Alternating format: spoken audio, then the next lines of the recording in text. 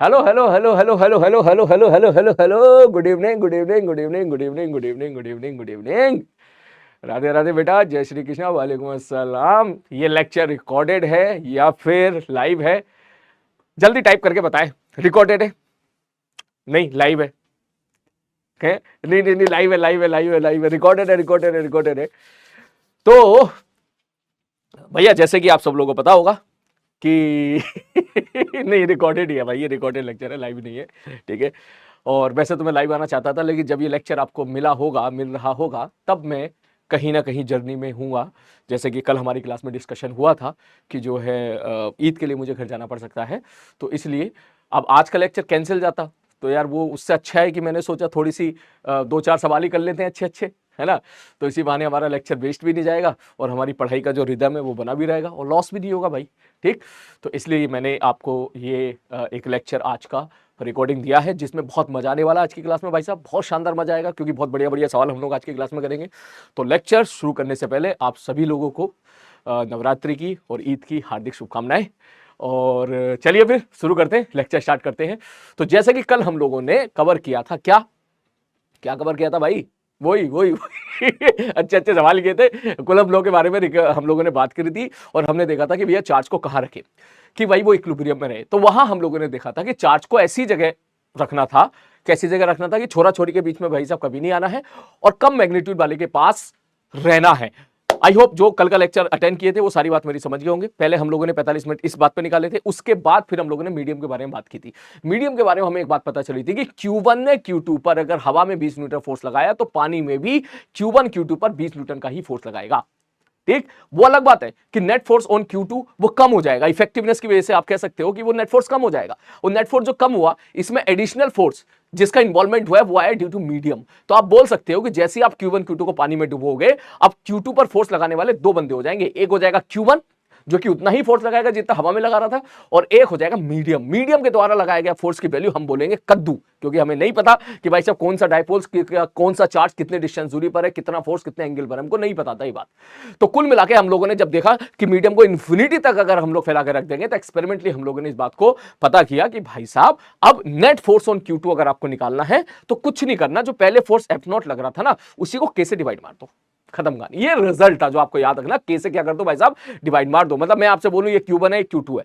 Q1 ने Q2 पे कितना फोर्स लगाया हवा में? बोले 20 न्यूटन लगाया। बोले अब इन्फिनिटी तक पानी पानी पानी पानी भर दिया। बोले अब बताओ कितना लगाएगा, नेट फोर्स कितना होगा Q2 पर? नेट फोर्स तो आप बोलोगे भाई साहब जितना फोर्स पहले लगा रहा था ना उसको K से डिवाइड करते, खत्म कहानी। इसमें दोनों बातें आ गई, Q1 के द्वारा लगाया गया फोर्स भी आ गया, प्लस मीडियम के द्वारा फोर्स भी लगाया हुआ, मीडियम के द्वारा लगाया गया फोर्स भी आ गया। ये दोनों बातें आ गई है।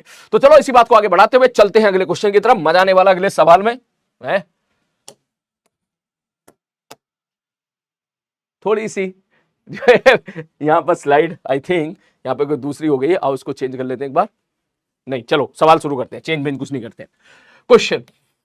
ठीक है सर, तो सवाल देके किए है, प्लीज क्वेश्चन को समझिएगा, मजा आने वाला है सवाल में, फिर उसके बाद लैंग्वेज के साथ हम लोग बाद में खेल देंगे। बोले सर सपोज मैंने काम किया, ये छत है, ठीक है सर जी, ये छत है। मैंने क्या किया, यहां छत से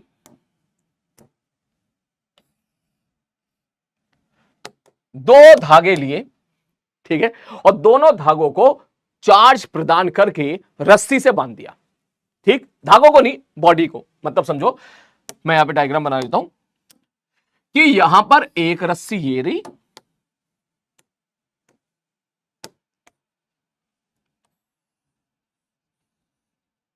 और एक रस्सी ये रही, ऐसे।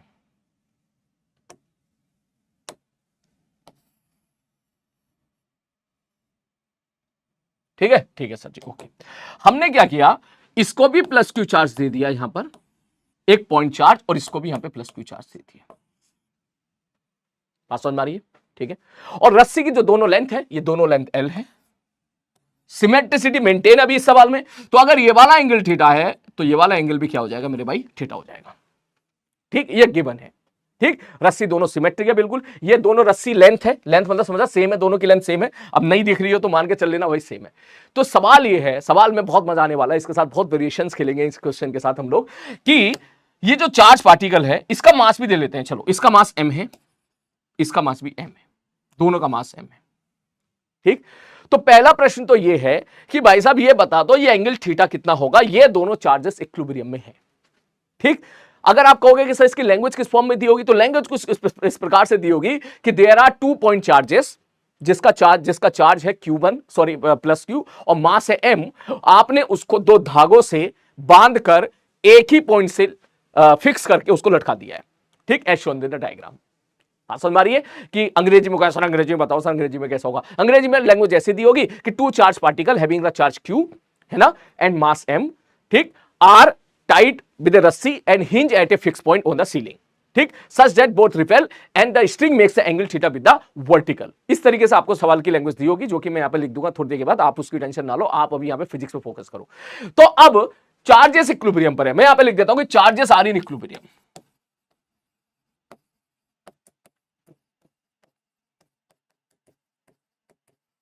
बोले ठीक है सर चार्जेस इक्विलिब्रियम में। अब मैं प्रश्न पूछ सकता हूं कि फाइंड, बोले ठीक है सर, पहला प्रश्न सर ये बता दो थीटा कितना होगा। ओके सर, दूसरा प्रश्न सर ये बता दो टेंशन कितनी होगी, रस्सी में भी तो टेंशन होगी ना कुछ ना कुछ। बोले हाँ सर, बोले रस्सी में टेंशन बता दो कितनी होगी। इस प्रकार से हम सवाल यहां पे पूछ सकते हैं। ठीक है सर, तो क्या करना है सवाल में, ध्यान से देखना, मैं यहीं पर ही डिस्कशन कर रहा हूं इसका। ठीक, आप चाहो तो सवाल को नोट कर सकते हैं और मैं थोड़ा सा तब तक ये लाइन वगैरह खींच लेता हूं लाइक दिस, और इसको भी खींच लेता हूं थोड़ा सा, तब तक आप नोट करो उसको ऐसे। ठीक है सर जी, ओके। तो भैया अगर ये इक्विलिब्रियम पर है, जैसा कि मैंने आप लोगों को बताया था, एक लेक्चर मैंने अपलोड किया था, एक्स्ट्रा लेक्चर 11 क्लास का रिवाइज करने वाला, वहां पे मैंने आपको वेक्टर्स का बेसिक रिवीजन अच्छे से मैंने वहां पे करवाया था, प्लस इस प्रकार के सवालों को भी हल्का सा टच दिया था। जिन बच्चों ने क्लास अटेंड की होगी वो बच्चे समझ गए मैं क्या कहना चाह रहा हूं, जिन बच्चों ने नहीं किया कोई बात नहीं, मैं यहाँ पर फिर से एक्सप्लेन कर देता हूं कि मैंने बोला भाई साहब ये वाला चार्ज इक्विलिब्रियम पर है, तो बता दो भाई साहब यहाँ पर एंगल थीटा कितना होगा। आप बोलोगे सर अगर ये इक्विलिब्रियम पर है तो हमको कुछ नहीं करना, हमें बस इस पर देखना है कितने फोर्सेस इस पर लग रहे हैं, और जैसे आप इस पर फोर्सेस निकाल पाओगे भैया फोर्सेस के पास हमें देखना इक्विलिब्रियम है। इक्विलिब्रियम का मतलब सर नेट फोर्स 0 है, ऊपर वाला फोर्स बराबर नीचे वाला फोर्स, दाएं वाला फोर्स बराबर बाएं वाला फोर्स। मतलब हमको कुछ नहीं करना, हमको एफबीडी बनानी है और सारे फोर्सेस को रिजॉल्व करके बस इक्विलिब्रियम की कंडीशन लगानी है। क्या ये चार्ज इक्विलिब्रियम पे है? बोले हाँ सर इक्विलिब्रियम पर है। मैंने कहा तो इसकी एफबीडी बनाओ। बोले अगर आप एफबीडी बनाओगे तो नीचे कौन सा फोर्स लगेगा? बोले सर नीचे लगेगा एमजी। मैंने कहा ठीक है भाई साहब एमजी तो लगेगा। बोले हाँ सर एमजी लगेगा। और बताओ? बोले सर इधर लगनी होगी टेंशन टी। मैंने कहा ये बात भी सही है, tension is always away from the body. बोले यस सर। बोले और बताओ? बोले भैया क्या ये वाला चार्ज इस वाले चार्ज को रिपेल कर रहा होगा क्या? बोले बिल्कुल कर रहा होगा। बोले भैया इधर वो फोर्स लगा रहा होगा Fe। कितना फोर्स लगा रहा होगा भाई साहब? Electrostatic force. ये इसको इधर रिपेल कर रहा होगा। पहला प्रश्न तो ये दूर दूर क्यों गए हैं भैया? दूर दूर काहे गए? तो भैया दूर दूर ये इसलिए गए क्योंकि दोनों एक दूसरे को रिपेल कर रहे हैं। ठीक, अगर मैं ऐसे ही लटका देता, एक देख यहां पे इस पॉइंट पर दोनों धागों को ऐसे ही लटका देता, इस प्रकार से ऐसे ही, और मान लो इन पे चार्ज ना होता तो दोनों धागे देख ऐसे होते, ऐसे ऐसे, ये एक ही पॉइंट मान ले थोड़ी देर के लिए। ठीक, कुछ इस प्रकार से हो गया। लेकिन आपने इसको भी पॉजिटिव चार्ज दिया, इसको भी पॉजिटिव चार्ज दिया, अब दोनों रिपेल करेंगे। रिपेल करेंगे तो भाई साहब ये उधर भागेगा, ये उधर भागेगा। बात समझ मारिए? ठीक है भाई साहब। तो इसलिए यहां पर इस प्रकार का डायग्राम आपको बना के दे दिया है, या आप ऐसे समझो गिवन डायग्राम है, कोई बात नहीं, गिवन डायग्राम इक्विलिब्रियम पोजीशन है यहां पर। तो भैया अब नेट फोर्स यहां पर क्या होना है? 0। तो नेट फोर्स 0 होने से पहले आपने फोर्स लगाया, आपने बोला नीचे mg लगेगा, इधर टेंशन लगेगा और इधर Fe लगेगा। बोले Fe इधर क्यों लगेगा? बोले भाई साहब दोनों चार्जेस को ज्वाइन करने वाली लाइन की तरफ Fe लगता है। बोले हाँ सर ये बात भी सही है। सर Fe लगेगा कितना? K Q1 Q2 by R square. इसकी वैल्यू हम लोग बाद में पुट कर देंगे। ठीक है सर। तो बोले ठीक है सर। बोले अब बताओ क्या करें? मैंने कहा अब बताओ क्या करें? मैंने कहा अब भैया एक काम करो, यहां पे फोर्सेस को रिजॉल्व कर लो भैया प्यार से। बोले सर ये एंगल थीटा है तो ये वाला एंगल भी थीटा हो जाएगा, ये वाला थीटा तो ये वाला थीटा। ठीक है सर जी। इधर टी लग रहा है तो ऊपर कितना फोर्स लगेगा? बोले टी कॉस थीटा। मैंने कहा इधर कितना लगेगा भाई? बोले टी साइन थीटा। मैंने कहा क्या ये इक्विलिब्रियम में है? बोले यस सर ये इक्विलिब्रियम में है। और अगर ये इक्विलिब्रियम में है तो क्या आप लिख सकते हो ऊपर वाला फोर्स बराबर नीचे वाला फोर्स, और आप लिख सकते हो टी साइन थीटा बाएं वाला फोर्स बराबर दाएं वाला फोर्स Fe। क्लियर है? बोले हाँ सर जी क्लियर है। ओके, कोई दिक्कत वाली बात नहीं। Fe मतलब इलेक्ट्रोस्टैटिक फोर्स। ठीक है सर जी। और बताओ क्या करें? मैंने कहा बस इनको डिवाइड मार दे, साइन थीटा बटे कॉस थीटा क्या निकल कर आ जाएगा? टेन थीटा बराबर Fe बाई mg। तो इसका मतलब क्या यहां से आप थीटा निकाल पा रहे हो? अगर आपसे पूछा जाए what is the value of the theta, आप बोलोगे थीटा बराबर tan inverse Fe by mg। अब कोई कहेगा सर एफ भी तो बता दो कितना होगा, मैंने कहा जाओ भैया एफ भी निकाल ले। तो अगर मैं एफ के बारे में बात करूं, what is the value of F, आप लिखोगे एफ बराबर के Q1 Q2 by R square. के कितना होता है, बोले sir 1/4 pi epsilon naught Q1 Q2 by R square. बोले आर क्या होगा, सर आर होगा दोनों के बीच का सेपरेशन, तो इसका मतलब आर स्क्वायर। लेकिन क्या मैं इस चीज को ऐसे लिख दूं 1/4 pi epsilon naught Q1 Q2 by, sir ये R है क्या भैया, ये R जो है ना, ये R तो दोनों चार्जेस के बीच का सेपरेशन है, ये है R। तो क्या मैं ये लिख सकता हूं, ध्यान से देखना, जरूरी थोड़ी ना कि वो तुझसे R के टर्म में सवाल पूछेगा, वो तो कहेगा भैया रस्सी की लेंथ L है, आप L के टर्म में आंसर दो। तो आप बोलोगे, बोले भाई ये वाली लेंथ कितनी है L, ठीक है सर, तो ये लेंथ कितनी हो जाएगी L cos थीटा, तो इतनी लेंथ कितनी हो जाएगी L sin theta. I hope इतनी ट्रिग्नोमेट्री आपको आती होगी। क्या बोले सर ये वाली लेंथ कितनी है स्मॉल एल, तो ये कितना हो जाएगा एल साइन थीटा, ये भी कितना हो जाएगा एल साइन थीटा, क्योंकि ये भी एल है तो भैया ये भी एल साइन थीटा हो जाएगा, और ये वाली लेंथ वर्टिकल वाली एल कॉस थीटा हो जाएगी। ये एल साइन थीटा, ये एल साइन थीटा, दोनों के बीच का सेपरेशन 2l साइन थीटा, तो आप लिख सकते हो बोले आर क्या है 2l साइन थीटा। इसका मतलब आप जैसे यहां पर वैल्यू पुट कर दोगे 2l साइन थीटा, आपको यहां पर इसका होल स्क्वायर, आपको यहां पर एफ भी पता चल जाएगा। आई बात समझ में, क्लियर है। तो भैया देख कितना बढ़िया मजेदार सवाल था। अभी इसमें और अभी और वेरिएशन खेलेंगे हम लोग इस सवाल में। बोले यस सर, आई होप यहां पर आपको चीजें क्लियर होंगी। भैया ये हो गया एफ ई, अगर किसी को यहां पर ज्यादा चाहिए तो आप एफ ई की वैल्यू चुपचाप यहां पर पुट कर दीजिएगा, तो थीटा का टर्म बड़ा कॉम्प्लिकेटेड सा आ जाएगा, लेकिन स्टेटमेंट छोटा सा ही है, ऊपर वाला फोर्स बराबर नीचे वाला फोर्स, दाएं वाला फोर्स बराबर बाएं वाला फोर्स। आ रही है बात समझ में। तो एक काम करो, सबसे पहले आप इसको नोट करो फटाक से, फिर मैं आगे बढ़ूंगा, जल्दी से नोट करो।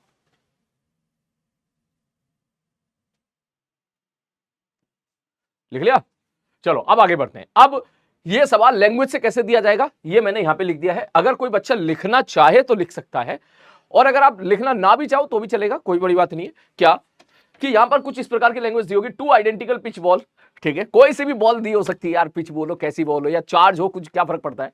उसने बोला carrying a charge Q and mass M, mass M लिखना भूल गया बोले कोई बात नहीं, आज suspended from a common point, ठीक है, by 2 string of equal length L, find the mass of the each ball if angle between string is 2 theta.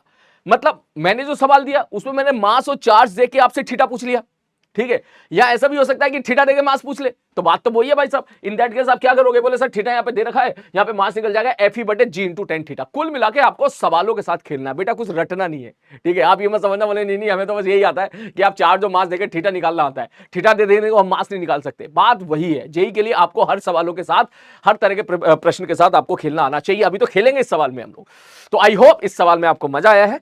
इस सवाल के मजे को और बढ़ाने के लिए ध्यान से देखो, और हम क्या क्या गेम खेलने वाले हैं। सब लोग पेन नीचे रख दें क्योंकि गाड़ी निकलने वाली है, ठीक है। फिर मत कहना कि सर एकदम अरे सर आपने तो मतलब 15-20 मिनट में तहलका मच गया यहाँ पर, तो यस 15-20 मिनट में तहलका मचने वाला है। आप सब लोग पेन नीचे रख दीजिएगा, ठीक है, ध्यान से बढ़िया तरीके से सुनिएगा और अपने दिमाग को मेरे साथ सिंक्रोनाइज करने की कोशिश कीजिएगा, क्योंकि लिखने का काम अपन बाद में कर सकते हैं, उसका मौका मैं आपको बाद में दे दूंगा। बोला ठीक है सर जी, ये बात तो समझ में आ गया सर। यहाँ पे tan थीटा बराबर F E by M G आ गया। एफ ई की वैल्यू अगर कोई पूछेगा तो K cube into by R square, R की वैल्यू हम लोग लिख देंगे 12 sin थीटा। मैंने कहा ठीक है। अब बोले सर अगर मैं ऐसा बोलूं, कैसा बोलूं कि सर यहां पे चार्ज है प्लस क्यू और इस पे चार्ज है प्लस क्यू, इसका मास भी है m, इसका मास भी है m, मतलब दोनों बॉल का, ये दोनों पॉइंट मास का जो मास है मैंने सेम दे रखा है, चार्ज भी मैंने सेम दे रखा है। तो क्या मैं ऐसा बोल दूं कि भाई अगर ये वाला एंगल थीटा 1 था, ये वाला एंगल थीटा 2 है, तो थीटा 1 बराबर हो जाएगा थीटा 2। हाँ सर, सिमेट्रिसिटी सर ये कैसे, मैंने कहा ये ऐसे, ये यहां पे लिखा हुआ है बढ़िया तरीके से। अगर इस तरफ और इस तरफ दोनों तरफ चार्ज सेम है, मास सेम है, तो वो तो हमको सिमेट्रिसिटी दिख रही है ना। क्या वो सर ऐसा कैसे दिख रही है सर, मैंने कहा भाई तो एक बात बता, इस चार्ज ने इस चार्ज पर अगर इधर फोर्स एफ ही लगाया तो ये वाला चार्ज भी तो इस वाले चार्ज पर इधर फोर्स एफ ही लगाएगा। बोले हाँ सर ये बात तो सही है। मैंने कहा मास भी दोनों के सेम है तो नीचे mg भी सेम रहेगा। बोले ये बात भी सही है। बोले भाई जब एफ और mg दोनों पे सेम हो गया तो इक्विलिब्रियम में है, तो इसका मतलब टेंशन भी सेम हो जाएगी दोनों रस्सियों में। सर टेंशन कैसे सेम हो जाएगी सर, मैंने कहा टेंशन ऐसे सेम हो जाएगी कि अगर मैं तुझसे पूछता कि यहां से टेंशन बता कितना होगा टेंशन, तो आप ही बोल सकते हो सर इसका स्क्वायर करो, इसका स्क्वायर करो, दोनों को ऐड कर दो। इसका स्क्वायर करोगे T square sine square theta और इसका square T square cos square theta. T square common निकल के आ जाएगा, sine square theta plus cos square theta की वैल्यू 1 बन जाएगी। तो टी स्क्वायर बराबर आ जाएगा F E square plus M G square. तो टी बराबर आ जाएगा under root F E square plus M G square. Simple सी मैथमेटिक्स है यार। अब ये मत कहना नहीं नहीं सर ये कैसे आया, ये बताओ हमको। भाई इसका स्क्वायर किया तो T square sine square theta बराबर एफ ई का स्क्वायर, दोनों साइड स्क्वायर कर दिया। इसका स्क्वायर किया T square cos square theta बराबर एम जी का होल स्क्वायर। दोनों को मैंने ऐड कर दिया, ऐड करोगे टी स्क्वायर कॉमन निकल जाएगा, sine square theta plus cos square theta बन जाएगा बराबर एफ ई का स्क्वायर प्लस एम जी का स्क्वायर। अब स्क्वायर को हटाओगे तो अंडर रूट हो गया। ठीक है, तो मैं ये कहना चाह रहा था, आप जेई की प्रिपरेशन कर रहे हो, आई होप इतनी कैलकुलेशन आप खुद से भी कर सकते हो, करना चाहिए आप लोगों को, कि मैं ये कहना चाह रहा था कि भाई अगर दोनों का पे चार्ज सेम है और दोनों का मास भी सेम है, ठीक है सर, तो एम सेम हो गया। मैंने कहा हाँ, एफ ही तो सेम होना ही है। क्यों? ए ने बी पे जितना फोर्स लगाया बी भी वापस ए पे उतना ही फोर्स लगा रहा है, एक्शन रिएक्शन पेयर। ठीक है सर, तो जब ये भी सेम तो टेंशन भी सेम हो गया। इसका मतलब अगर मैं दोनों का मास सेम मान लूं, दोनों पे चार्ज सेम मान लूं, तो आप यहां देखकर लिख सकते हो इन दैट केस थीटा भी सेम होगा, दोनों साइड टेंशन भी सेम होगी क्योंकि एफ ही सेम है और मास भी सेम है। ठीक है सर, मतलब ये दोनों सिमेट्रिसिटी मेंटेन रहेगी। ठीक है सर, ओके सर, ये तो वही सवाल है जो थोड़ी देर पहले आपने कराया था। इस बार नया क्या है? मैंने कहा नया ये है, काश आप लोग लाइव होते, ठीक है, तो मैं आपसे सवाल पूछता कि नया ये है कि अगर मैं कह दूं भाई ये Q1 है और ये Q2 है, बात समझ में आ रही है? ये दोनों यहां पे चार्ज मैंने सेम माने थे, अब मैंने चार्ज अलग अलग मान लिया और मैं ऐसा कह दूं कि Q1 और Q2 बराबर नहीं है, लेकिन मास सेम है, इसका मास भी m है, इसका मास भी m है। ठीक, मतलब मैंने Q1 बराबर Q2 मैंने बोला Q1 Q2 बराबर नहीं है लेकिन मास सेम है, ये मैंने गिवन कर दिया। तो अब मुझे बताओ ये θ1 और ये θ2 दोनों क्या होंगे? दोनों बराबर होंगे या नॉट इक्वल होंगे? अब तुम कैसे बताओगे यार, रिकॉर्डेड लेक्चर है, ठीक है, लाइव होते तो अपना दम दनाते हुए तुम टाइप करते हाँ नो, लेकिन रिकॉर्डेड लेक्चर है तो क्या हुआ, अपनी बॉन्डिंग कमजोर नहीं होनी चाहिए। आप अभी के अभी कमेंट बॉक्स में टाइप करें, मैं सारे कमेंट बाद में पढ़ूंगा, मैं बाद में देखूंगा भाई साहब कि जब लेक्चर समाप्त हो जाएगा मैं देखूंगा भाई साहब कितने बच्चे सही कर रहे हैं कितने बच्चे गलत कर रहे हैं, लेकिन कमेंट डिलीट नहीं करेगा तू। ये नहीं कि तूने गलत आंसर दे दिया और फिर बाद में पता चला कि हाँ आंसर गलत दिया फिर तू उसको डिलीट कर दे, बेइज्जती हो रही है, नहीं। तो सब लोग नीचे कमेंट करो। अब मुझे ये बताओ कि यहां पे θ1 θ2, ठीक है, ये वाला पार्ट है पहला सवाल, ये है सपोज दूसरा सवाल और वो है तीसरा सवाल। ए बी सी मान लेते हैं, ये हो गया ए, ये हो गया बी, ये हो गया सी। सी में क्या खेलेंगे थोड़ी देर के बाद देखेंगे। आप नीचे बताओ कि बी वाले पार्ट में θ1 θ2 के बीच का रिलेशन क्या हो, क्या दोनों बराबर होंगे, क्या दोनों अलग अलग होंगे? आई होप आप शायद ये बात बताने वाले होंगे। मुझे पूरा भरोसा इस बैच पे कि आप लोगों ने θ1 डज नॉट इक्वल टू θ2 लिख दिया होगा, मुझे पूरा भरोसा है। मैं जानता हूं आप लोगों को मेजॉरिटी ऑफ द बच्चों ने ये आंसर किया होगा, और जो कि बिल्कुल सही नहीं है, ठीक है, गलत है, क्योंकि इस सवाल का जो आंसर है वो है मेरे भाई θ1 बराबर θ2 होगा। सर θ1 बराबर θ2 कैसे हो जाएगा सर, ये तो गलत बात है। मैंने कहा भाई कैसे होगा, ध्यान से देख। तू मुझे एक बात बता, अगर चार्ज अलग अलग है तो क्या हो गया? अबे चार्ज अलग अलग है तो क्या हो गया सर, क्या हो गया मतलब? मैंने कहा अगर चार्ज अलग अलग है तो मुझे ये तो बता दे होगा क्या। पहले ये तो बता, जो कुछ भी तुक्का मारने जा रहे हो उससे पहले ये एक बात बताओ, अगर मैं दोनों को इस लाइन से कनेक्ट करूं, बोले ठीक है, अगर इसने Q1 ने Q2 पर इधर फोर्स लगाया Fe, बोले हां सर, तो Q2 भी तो Q1 पर इधर Fe फोर्स लगाएगा ना। वो अलग बात है कि Fe की वैल्यू बदल गई, Fe की वैल्यू बदल गई, नीचे कौन लग रहा था भाई साहब, नीचे लगेगा mg, तो Fe की वैल्यू बदल गई तो थीटा बदल जाएगा, लेकिन थीटा आपस में तो सेम ही होगा ना। बात समझ में आ रही मैं क्या कहना चाह रहा हूं? अगर मैं आपसे पूछता इस सवाल में, ध्यान से समझ, कि भाई हो सकता है कुछ बच्चों 500 निकला, मैं एक बार फिर से बताता हूं, इस चार्ज ने इस चार्ज पर कितना फोर्स लगाया? Fe, ठीक है सर, तो Q1 ने Q2 पर अगर Fe लगाया तो Q2 भी तो Q1 पर Fe लगाएगा। हां सर, वो अलग बात है कि ये वाला Fe इस वाले Fe के मुकाबले कुछ और होगा। क्यों कुछ और होगा? क्योंकि यहां पर अगर मैं आपसे बात करूंगा कि यहां जो Fe की वैल्यू होगी वो यहां Fe की वैल्यू होगी K Q1 Q2 बटे R स्क्वायर। बोले हां सर, K की वैल्यू रख देते हैं अभी थोड़ी देर के लिए, 1/4 पाई एप्सिलॉन नॉट। हाँ सर, यहां Fe की वैल्यू कितनी हो जाएगी? बोले सर यहां Fe की वैल्यू हो जाएगी K Q1 Q2 by R square. K की वैल्यू रख देते हैं यहां पर 1/4 पाई एप्सिलॉन नॉट। तो ये वाली वैल्यू और ये वाली वैल्यू अलग अलग हो गई, क्योंकि यहां पर Q दोनों सेम है, मान लिया 2 कूलम, तो ये भी 2 कूलम, तो ऊपर प्रोटेक्ट 4 हो गया। यहां हो सकता है 2 कूलम और मैंने लिख दिया इसको 4 कूलम, तो ये 8 हो गया। तो मेरा ये कहना है कि अगर मैं इस सवाल के एफई को इस सवाल के एफई से कंपेयर करूं तो यस, ये बात सही है कि एफई बदल गया तो थीटा भी बदल जाएगा, लेकिन ये दोनों थीटा भी तो सेम होंगे ना। ये दोनों थीटा तो इसलिए सेम होंगे, सिमेट्रिसिटी अभी भी मेंटेन है। अगर आप ध्यान से देखो, मैं इसको मिटा के थोड़ा स्पेस बना देता हूं उधर, सिमेट्रिसिटी तो मेरे भाई अभी भी मेंटेन है ना। वो सर क्यों मेंटेन है? क्योंकि दोनों का मास सेम है। अगर इस पे इधर mg लग रहा है तो इस पे भी तो मेरे भाई नीचे mg लग रहा होगा, ऐसे।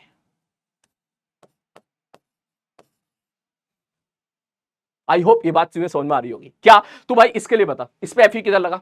आगे। इस पे एफई किधर लगा? पीछे। इस पे mg किधर लगा? नीचे। इस पे mg किधर लगा? नीचे। क्या दोनों साइड mg mg है? हाँ सर, दोनों साइड mg mg। तो सिमेट्रिसिटी तो यहां भी मेंटेन है, तो θ1 बराबर θ2 हो जाएगा। बोले यस सर, बिल्कुल बराबर हो जाएगा। तो मैं अगर आपसे पूछूं भाई मुझे यहां थीटा पता कितना होगा, बोले आंसर यहां भी उतना ही होगा। यहां पर आंसर अभी भी यही लिखोगे, tan θ बराबर एफई बाई mg। बस ये जो एफई है पिछले सवाल के मुकाबले ये एफई बदल गया। लेकिन अगर इसी क्वेश्चन को मैं इंडिविजुअल सवाल मान के चलूं कि भाई ये हमारा सवाल है कि चार्ज Q1 Q2 दे रखे हैं और चार्ज Q1 Q2 दे रखा है, दोनों का मास सेम दे रखा है, तो बताओ रस्सी वर्टिकल के साथ दोनों ने बराबर एंगल बनाया या अलग अलग एंगल बनाया? आप बोलोगे सर दोनों ने बराबर एंगल बनाएगा, साफ साफ दिख रहा है सिमेट्रिसिटी मेंटेन है। चार्ज अलग अलग हो गए तो क्या हो गया? मैं एक बार फिर से बोल देता हूं, आई होप ये सवाल आपको समझ में आया होगा। यहां पे दोनों चार्ज सेम थे, ठीक है सर, यहां दोनों चार्ज अलग अलग है, अलग अलग हो गया तो क्या हो गया बे? Q1 ने Q2 पर अगर 50 न्यूटन का फोर्स लगाया होगा तो Q2 भी तो Q1 पर 50 ही न्यूटन का फोर्स लगाएगा ना। तो इसने इस पे अगर आगे Fe लगाया तो ये भी तो इस पे पीछे की तरफ Fe लगाएगा ना। तो सिमेट्रिसिटी तो अभी भी मेंटेन है। आ रही है बात समझ में? हाँ सर, हाँ सर, हाँ सर, ये ठीक है, ये तो बढ़िया से चॉकलेट क्वेश्चन था सर। θ1 बराबर θ2। सर और वेरिएशन करो सर, और करो, शायद आपके दिमाग में किसी बच्चे दिमाग में ये आ रहा हो, सर ये चार्ज तो दोनों पॉजिटिव थे। मैंने कहा हाँ। बोले दोनों चार्ज अगर निगेटिव होते तब क्या होता? मैंने कहा ये भी निगेटिव और ये भी निगेटिव। बोले हाँ सर। मैंने कहा दोनों निगेटिव होती तब भी रिपेल करते, तब भी आंसर सेम होता। ये दूसरा वेरिएशन। अच्छा सर, एक पॉजिटिव एक निगेटिव हो जाए फिर क्या होता? मैंने कहा एक पॉजिटिव और दूसरा निगेटिव हो जाए। मैंने कहा हाँ, तब दोनों आते और दोनों चिपक जाते। ठीक है, पॉजिटिव निगेटिव छोरा छोरी आते, चिपक जाते भाई साहब, बिल्कुल। तब वर्टिकल के साथ कितना एंगल हो जाता सर? तब वर्टिकल के साथ एंगल 0 डिग्री हो जाता। मन का ये बात भी सही है भाई साहब, बिल्कुल। क्यों 0? क्योंकि दोनों चिपक जाते हैं, ऐसे सीधे सीधे हो जाते हैं, बिल्कुल चिपका चिपकी हो जाती है दोनों के बीच में। ठीक है, ठीक है सर जी, ओके, बात भी समझ में आ गई। बोले सर थोड़ा और खेलते हैं इसके साथ। मैंने कहा हाँ चलो और खेलते हैं, तीसरा पार्ट। बोले सर अगर मैं ऐसा कह दूं कि इफ, मैंने कहा हाँ बताओ सर, Q1 Q2 के बराबर नहीं है। मैंने कहा ठीक है सर, M1 भी M2 के बराबर नहीं है। मान लो M1 बड़ा हो गया M2 से, मतलब अब मास बराबर नहीं है। मास एक का भारी है एक का हल्का है, एक मास भारी है एक मास हल्का है। बोले सर अब क्या होगा? मैंने कहा यार क्या ये बात समझ में आ रही है? जिसका मास ज्यादा होगा, हल्का सा आइडिया ले ले यहां पर सर, जिसका मास ज्यादा होगा उसके लिए थीटा कम हो जाएगा। एफई तो सेम रहेगा, यहां चेक करके देख, एफई वाला जो टर्म है ये तो सेम रहने वाला है, क्योंकि ए ने बी पे जितना फोर्स लगाया बी भी वापस ए पर उतना ही फोर्स लगाएगा। बोले हाँ सर। मैंने कहा तो जिसका मास ज्यादा उसका टेन थीटा कम, उसका थीटा कम। इसका मतलब समझ रहे हो मैं क्या कहना चाह रहा हूं कि अगर मास अगर अलग अलग हुआ तो आप ये बोलोगे सर जिसका मास ज्यादा है, सपोज M1 का मास ज्यादा है, तो सर हम ये बोल सकते हैं कि अब यहां पर कहानी अलग हो जाएगी। जो M1 वाला मास है उस वो कम एंगल बनाएगा लाइक दिस, और जो M2 वाला है वो यहां पर ज्यादा एंगल बनाएगा लाइक दिस। मतलब आप बोल सकते हो θ1 लेस देन θ2। ये है M1, ये है M2। बात समझ में आ रही है? ठीक, तो ये सही है। अब यार θ1 θ2 निकालना थोड़ा सा मुश्किल है मैथमेटिक्स में, इसलिए वो आपसे पूछेगा भी नहीं। आपसे बस वो कंपेयर करवा सकता है कि भाई ये बता दे कि एक का मास ज्यादा एक का मास कम है, तो बता दो किस तरफ एंगल ज्यादा होगा किस तरफ एंगल कम होगा। तो आप बोलोगे सर जिसका मास ज्यादा, क्योंकि अगर मास ज्यादा हो गया तो सिमेट्रिसिटी अब नहीं रही। ठीक है, अगर आप यहां देखो, बोले यार यहां पर ये भी mg ये भी mg, अगर मैं इसको 100 mg कर दूं और इसको मैं mg कर दूं तो यार ये फोर्स तो ज्यादा हो गया ना, तो इसका मतलब नीचे की तरफ जो है जाहिर सी बात है ज्यादा फोर्स लग रहा है। तो अब दोनों साइड सिमेट्रिसिटी थोड़ी ना रही। इसको याद रखने का तरीका ऐसा है, अगर कभी थोड़ा सा भी कंफ्यूजन हो तो ऐसे याद रख लेना, भैया आपने ना रस्सी में इधर लटका दिया हाथी, ठीक है, चल हाथी की फील तुझे कम आएगी, कद्दू की फील ज्यादा आएगी। इधर तूने लटका दिया बड़ा कद्दू, ये बड़ा कद्दू, भारी कद्दू, ठीक, और इस तरफ तूने लटका दिया कोई हल्का सा एकदम हल्का सा कोई मास, छोटा सा मास, तो जाहिर सी बात है छोटा सा मास होगा तो वो उसको रिपेल करेगा, वो ज्यादा ऊपर तक भेज देगा। जो ज्यादा भारी होगा, है ना, जो ज्यादा भारी होगा जाहिर सी बात है वर्टिकल लाइन के उतना ही क्लोज होगा। ये शायद आपको फील भी आ रही होगी, है ना, ये आपको फील भी आ रही है। इसका मास कम है, ठीक है, फोर्स तो इसने भी उस पर उतना ही लगाया होगा, तो भाई साहब ये थोड़ा रिपेल करके बहुत दूर चला गया। इसका mg बहुत ज्यादा है, तो भाई साहब जाहिर सी बात है ये थोड़ा नीचे की तरफ रहेगा। और अगर ऐसे ना दिख रहा हो भैया तो मैं बोलूंगा आप इसको ऐसे देख लो। कैसे देख लो भाई साहब, आप इसको यहां से देख लो, जिसका मास ज्यादा उसका थीटा कम, खत्म कहानी। ठीक है सर, लिखना मत अभी कुछ भी। ठीक है सर, ये वेरिएशन तो समझ में आ गया। सर और क्या क्या सवाल में पूछा जा सकता है? ठीक है, मैंने कहा और बहुत सारी चीजें पूछी जा सकती है। बोले क्या? बोले सर इस पूरे सिस्टम को, अब ध्यान से सुनना भाई साहब, अगला पार्ट देख कितने सवाल है, मैं तो बहुत सारे सवाल कराना चाह रहा हूं भाई। पहला हो गया, ठीक है सर जी, पहला हो गया, ये दूसरा हो गया, ठीक है, ये तीसरा हो गया, ठीक है, ये चौथा, ये सी था, सी वाला पार्ट हो गया, ठीक है सर जी। अब डी वाला पार्ट थे क्या? मैंने कहा पूरे सिस्टम को चांद पे ले जाकर रख दे। अब तू क्या, चांद पे ले जाकर रख दे? मैंने कहा हाँ भाई, इस पूरे सिस्टम को अगर मैं ऐसा बोलूं कि मैंने इस पूरे सिस्टम को मून पे ले जाके रख दिया, और मैं अब आपसे पूछूं, मैंने कहा भैया बता दे यहाँ पे थीटा कितना होगा, यहाँ पर थीटा की वैल्यू बता दे, यहाँ पर टेंशन की वैल्यू बता दे, मास की वैल्यू बता दे, तो सीधा बोलेगा अरे सर अभी अभी हम लोगों ने देखा था कि टेन थीटा जो रिजल्ट अभी आया था वो कितना आया था सर? वो आया था FE/mg। मैंने कहा हाँ भाई बताया तो यही था। बोले तो सर इसका मतलब ये हुआ अगर आपने यही पूरे सेटअप को चांद पे ले जाकर रख दिया तो Fe तो सेम रहने वाला है, क्योंकि चार्ज तो बदलेगा नहीं। ऐसा तो नहीं है कि भाई साहब चांद पे ले जाओगे तो चार्ज बदल जाएगा, तो चार्ज तो सेम रहेगा, तो फोर्स भी सेम रहने वाला है वहां पर। सर इसमें बदलेगा कौन सा? चांद पे जी की वैल्यू बदल जाती है। अगर आपने ग्रेविटेशन पढ़ा हो तो बहुत अच्छी बात है, और अगर आपने ग्रेविटेशन नहीं पढ़ा तो आपको यह तो दिख रहा है ना यहाँ पे जी है, तो यहाँ पे जी की जगह क्या लिख दोगे? जी ऑफ मून। बोले हाँ सर सही कह रहे हो सर। तो इसका मतलब जी पे जी, चांद क्या किसी भी प्लेनेट पे रख दे बे, उस प्लेनेट का जी तेरे को पता होना चाहिए, उस प्लेनेट का जी तेरे को पता होना चाहिए। तो बोलेगा सर मैं यहां पर जी की वैल्यू पुट कर दूंगा। शायद आपको नहीं पता हो तो मैं आपको बता दूं, जो जी ऑफ मून होता है वो अप्रोक्सीमेटली G0/6 होता है। अर्थ का जो जी होता है ना 10, उसका 1/6 होता है। तो बस आप यहां पर चुपचाप G/6 पुट कर दोगे, सॉल्व करके tan थीटा निकाल लोगे। बात समझ में आ रही है? जिन बच्चों ने ग्रेविटेशन पढ़ा है वो अब इस चीज को रिलेट कर सकते हैं। आप याद करो ग्रेविटेशन में आपके सामने सवाल आया करते थे कि देयर आर टू प्लैनेट, एक प्लैनेट का मास m है, एक प्लैनेट का मास 4m है, एक की रेडियस r है, एक की रेडियस 9r है, then find the ratio of the g। याद आ रहा है? तो बिल्कुल उसी प्रकार अब यहां पर भी सेम सवाल बनाया जा सकता है कि सेटअप को किसी एक प्लैनेट a में रख दिया और किसी एक प्लैनेट b में रख दिया, ठीक, और प्लैनेट ए का मास दे देगा, प्लैनेट बी का मास दे देगा, प्लैनेट ए का रेडियस दे देगा, प्लैनेट बी का भी रेडियस दे देगा। कह देगा भैया वहां पर इन दोनों सेटअप को लटका दिया गया है, और भैया हमको तो बस इतना बता दो कि थीटा का रेशियो कितना होगा, tan θ1/tan θ2 कितना होगा। अब ये तेरा जे एडवांस की तरफ के सवाल बन गए। बात समझ में आ रही है? इसी बात को लैंग्वेज में अच्छे तरीके से रिप्रेजेंट करेगा, 6-7 लाइन में लैंग्वेज में समझाएगा, ताकि 2-3 में तेरे सवाल समझने में लग जाए, और फिर आपको वहां पे थोड़ी कैलकुलेशन करवाएगा, और तेरा जे एडवांस का बढ़िया सवाल बनकर तैयार हो जाएगा कि इसी सेटअप को कह देगा भैया चाहे एक प्लैनेट ए पे रख दिया, एक प्लैनेट बी पे रख दिया, ठीक, प्लैनेट ए का मास m है, इसका मास 4m है, इसकी रेडियस r है, इसकी रेडियस 3r है, ठीक। कह देगा भाई साहब अब दोनों चार्जेस हैं वो सेम है, दोनों का मास भी सेम है, वर्टिकल के साथ अगर एक इस जगह एंगल θ1 बनाया, इस जगह एंगल θ2 बनाया, then find the ratio of the θ1 to the θ2। खत्म सवाल। खेल सवाल के साथ सीधा बोलेगा सॉल्यूशन सर tan θ1 बराबर Fe/mg। Fe तो सेम रहने वाला दोनों केस में, अगर वैक्यूम है तो इसका मतलब मास भी सेम उसने बोल ही दिया, ठीक, इसका मतलब जी के इनवर्स प्रोपोर्शनल आ गया। आप सीधा बोलोगे सर tan θ1/tan θ2 बराबर G2/G1। जो जी आना था उसका इनवर्स रेशियो हो जाएगा। बस ऐसे ही सवाल यहां पर जो है बनाए जा सकते हैं। एस्केप वेलोसिटी के साथ सवाल बना देगा, आपको पता होगा एस्केप वेलोसिटी भी हम लोगों ने पढ़ा था फ्लूइड मैकेनिक्स में।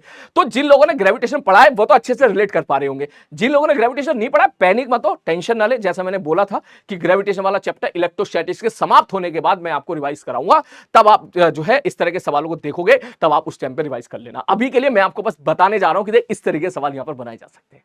पासवर्ड में और कुछ नहीं तो देखिए, देख ले सी डी के बाद ई वाला पार्ट। बोले पूरे सिस्टम को हमने लिफ्ट के अंदर रख दिया, ठीक है, पूरे सिस्टम को लिफ्ट के अंदर रख दिया, ऐसी लिफ्ट के अंदर रख दिया जिसका एक्सीलरेशन ऊपर की तरफ 2 है, 2 मीटर पर सेकंड उसका। याद आ रहा है? पूरे सेटअप को हमने ऐसे बना के रख दिया कि भाई साहब हमने एक काम किया, दोनों का मास सेम रखा, और दोनों का मास सेम रखा, दोनों पूरे पूरे पूरे पूरे पूरे सिस्टम को हम लोगों ने लिफ्ट के अंदर रख दिया ऐसे। मजा तो बहुत आ रहा होगा आज तुझे, बस आज तेरी खुशी देखने का मौका नहीं मिल रहा यार मुझे, ना तेरे कमेंट देख के मुझे बहुत मजा आता कि जब भाई साहब इस तरह सवालों के साथ आप खेलते कि भैया ठीक है लिफ्ट के अंदर रख दिया, और मैं तुझसे पूछूं भाई ये वाला एंगल भी थीटा है, ये वाला एंगल भी थीटा है, इसका चार्ज Q, इसका मास M, इसका चार्ज Q, इसका मास M। बोले अब कैसे करोगे? बोले सर जब भी कोई सवाल लिफ्ट के अंदर रख दिया करते थे, हम लिफ्ट के अंदर जाके बैठ जाया करते थे, और आपको याद होगा अगर हम लिफ्ट के अंदर जाके बैठ गए थे तो एक कंसेप्ट था जी इफेक्टिव वाला, कि जहां जहां जी होता था वहां वहां हम लोग जी इफेक्टिव रख दिया करते थे। बोले मतलब? बोले सर सवाल में वही है, सवाल में वही है, कोई अंतर नहीं है। बोले टेन थीटा बराबर, पहले आप बोले थे F E by M G. मैं कहा हाँ भाई F E by M G बोला था। बोले अब जी की जगह जी इफेक्टिव, खत्म। जिन बच्चों ने 11वीं क्लास अच्छे से पढ़ी है वो अच्छे से रिलेट कर पा रहे हैं उस चीज को, जिन लोगों ने नहीं पढ़ी है वो प्लीज आके जी इफेक्टिव का कंसेप्ट एक बार रिवाइज कर ले। यूट्यूब पे मैंने क्लास में मैंने वहां पे समझा भी रखा है, जो मैंने आपको बोला था ना माइंड मैप सीरीज, आप वहां से भी देख सकते हो, वहां पे मैंने ये वाला कंसेप्ट समझा भी रखा है। नहीं तो कोई बात नहीं, अब मैंने समझा दिया ना कि अगर आप लिफ्ट के अंदर जाके बैठ जाते हो तो आप ऐसी दुनिया में आ गए हो, ठीक है, जिस दुनिया के लिए आप जी की जगह जी इफेक्टिव का इस्तेमाल कर सकते हो। इसमें सूडो फोर्स ऑलरेडी इन्वॉल्व हो चुका है। सूडो फोर्स और एमजी के इफेक्ट को ही, एमजी के रिजल्टेंट को ही हमने MG M into G effective बोला था। बोले ठीक है सर। बोले यहां पे जी इफेक्टिव की वैल्यू कितनी होगी? बोले भैया जी इफेक्टिव वैल्यू हो जाएगी, अगर लिफ्ट ऊपर ए एक्सेलरेशन के साथ ऊपर जाती है तो जी इफेक्टिव वैल्यू हो जाती है जी प्लस ए, और अगर नीचे जाती है तो जी माइनस ए। हो गया सवाल, हो गया सवाल, खत्म सवाल, खेल सवाल के साथ। बोले ठीक है सर जी इसमें मजा आ रहा है। मैंने कहा और खेलते हैं, रुक जाए एक मिनट, ई के बाद एफ वाला पार्ट। बोले हमने इस पूरे सेटअप को ऐसी जगह रख दिया, ऐसे लिफ्ट के अंदर रख दिया जो फ्री फॉल है। फ्री फॉल का मतलब लिफ्ट जो है मेरे भाई वो नीचे गिर रही है नीचे, नीचे ऐसे। अगर लिफ्ट नीचे गिरती है तो ए का जो उसका जो एक्सेलरेशन होता है ना वो जी होता है, लाइक दिस।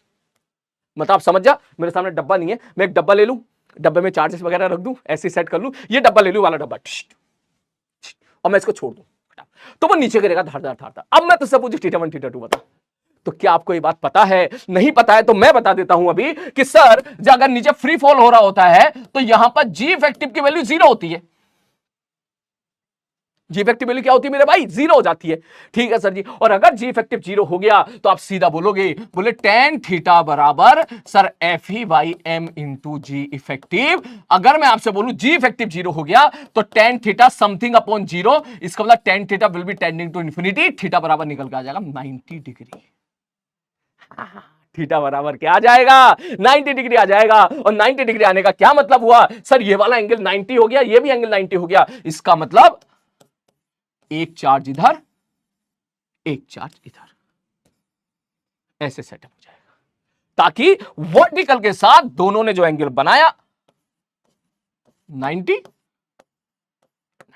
ये वाली लेंथ एल, ये वाली लेंथ एल।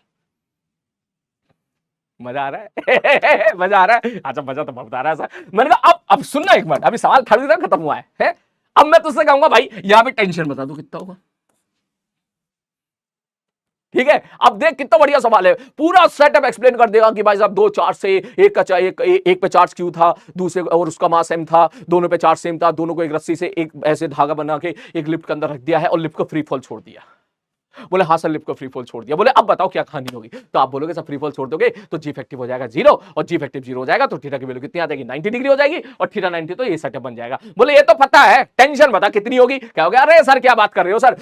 सर इस पे चार्ज है प्लस क्यू कोमा एम। मैंने कहा हाँ भाई। सर इस पे भी चार्ज है प्लस क्यू कोमा एम। मैंने कहा हाँ भाई। बोले तो सर एफबीडी बना लो।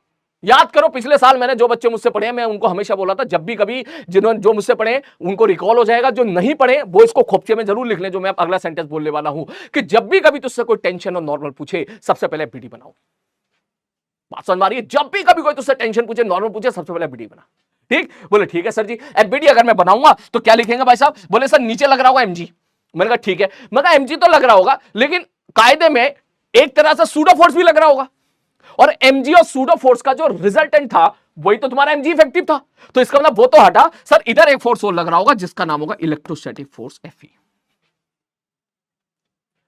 बात समझ में आ रही है? बोले हाँ सर बिल्कुल। बोले टेंशन किसके बराबर हो जाएगी? बोले सर आगे वाला फोर्स बराबर पीछे वाला फोर्स, टेंशन बराबर क्या हो जाएगी? एफई हो जाएगी। क्लियर है? खत्म सवाल।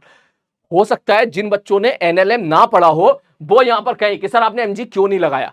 बेटा एमजी लगेगा नीचे, लेकिन जब तू लिफ्ट के अंदर जाके बैठेगा तो ऊपर सूडो फोर्स भी लगेगा m/a। मैं आपको बता दूं यहां पर कि अगर पूरा सेटअप नीचे जा रहा होता है ए एक्सेलरेशन के साथ तो जी इफेक्टिव की वैल्यू हो जाती है m × g - a। और अगर पूरा सेटअप ऊपर जा रहा होता है ए एक्सेलरेशन के साथ, तो जी इफेक्टिव की वैल्यू हो जाती है जी प्लस ए। इस जी इफेक्टिव में सूडो फोर्स और ग्रेविटेशनल फोर्स दोनों आ गए हैं। बात समझ में आ गई? ये दोनों के दोनों आ गए हैं। जैसे कि मैं आपसे एक प्रश्न पूछूं, मैं आपसे एक सवाल ऐसे पूछूं, मैंने कहा भैया ये एक सपोज फ्री फॉल है और मैंने यहां पर मास रख दिया m और नीचे एक्सेलरेशन है a जिसकी वैल्यू है g। मैंने कहा बताओ टेंशन कितनी होगी? तो आप ये बोलोगे, बोले सर टेंशन अगर निकालनी है तो आपने बोला बीडी बनाओ। तो सर अंदर जाके बैठ गया। मैंने कहा अंदर जाके बैठ गया तो सबसे पहले सूडो फोर्स दे। तो बोलेगा ठीक है सर ऊपर की तरफ सूडो फोर्स दे देंगे एम ए। ऊपर की तरफ में क्यों? क्योंकि पूरा सेटअप नीचे ऐसे जा रहा है तो सूडो फोर्स ऊपर देना पड़ेगा।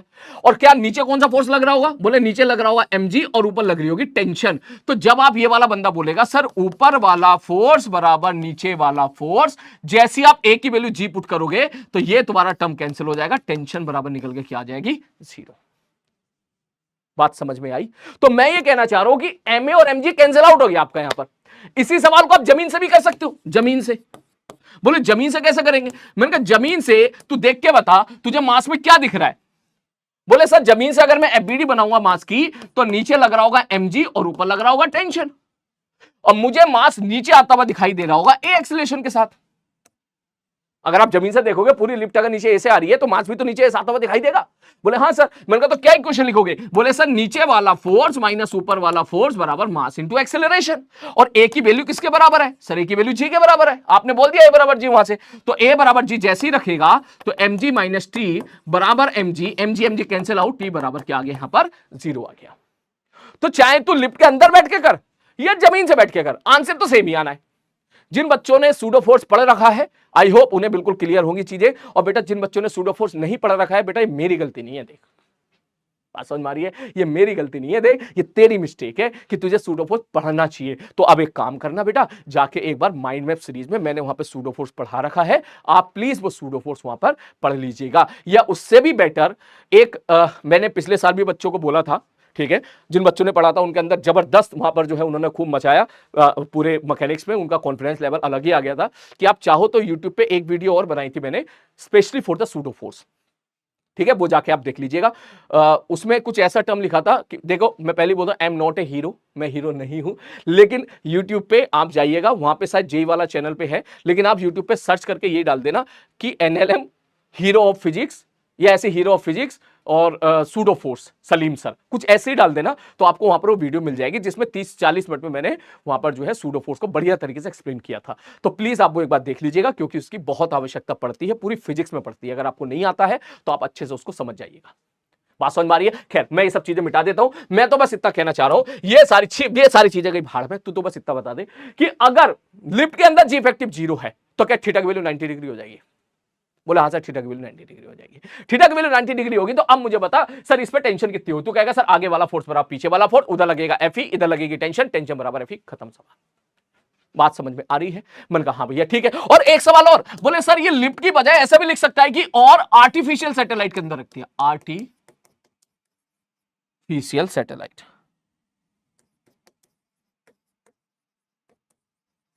ये ले कहेगा पूरे सेटअप को आर्टिफिशियल सैटेलाइट के अंदर रख दिया, और पूरे सेटअप को अगर आर्टिफिशियल सैटेलाइट के अंदर रख दिया तो मैं तुझे बता दूं आर्टिफिशियल सैटेलाइट के अंदर जो जी इफेक्टिव की वैल्यू होती है वहां पर भी जी इफेक्टिव की वैल्यू जीरो होती है। तो इसका मतलब वहां पर भी यहां पर जो रिजल्ट आएगा वो भी क्या आएगा? सेम आएगा कि वर्टिकल के साथ दोनों 90 डिग्री बना लेंगे, दोनों बिल्कुल हॉरिजॉन्टल हो जाएंगे, और हॉरिजॉन्टल होने के बाद जो है यहां पर टेंशन की वैल्यू अगर आपसे पूछेगा तो एफई के बराबर हो जाएगी। और अगर मैं आपसे पूछूं what is the value of F E तो आप लिखोगे K Q1 Q2 by R square, लेकिन आर यहां पे 2L हो जाएगा। बेटा यहां गलती हो जाती है। 2L कैसे? सर ये L दोनों के बीच की लेंथ क्या हो गई? 2L हो गई है। दोनों चार्जेस के बीच की डिस्टेंस लिखते हैं ना हम लोग, K Q1 Q2 by R square में आर क्या होता है? दोनों चार्जेस के बीच की डिस्टेंस होती है।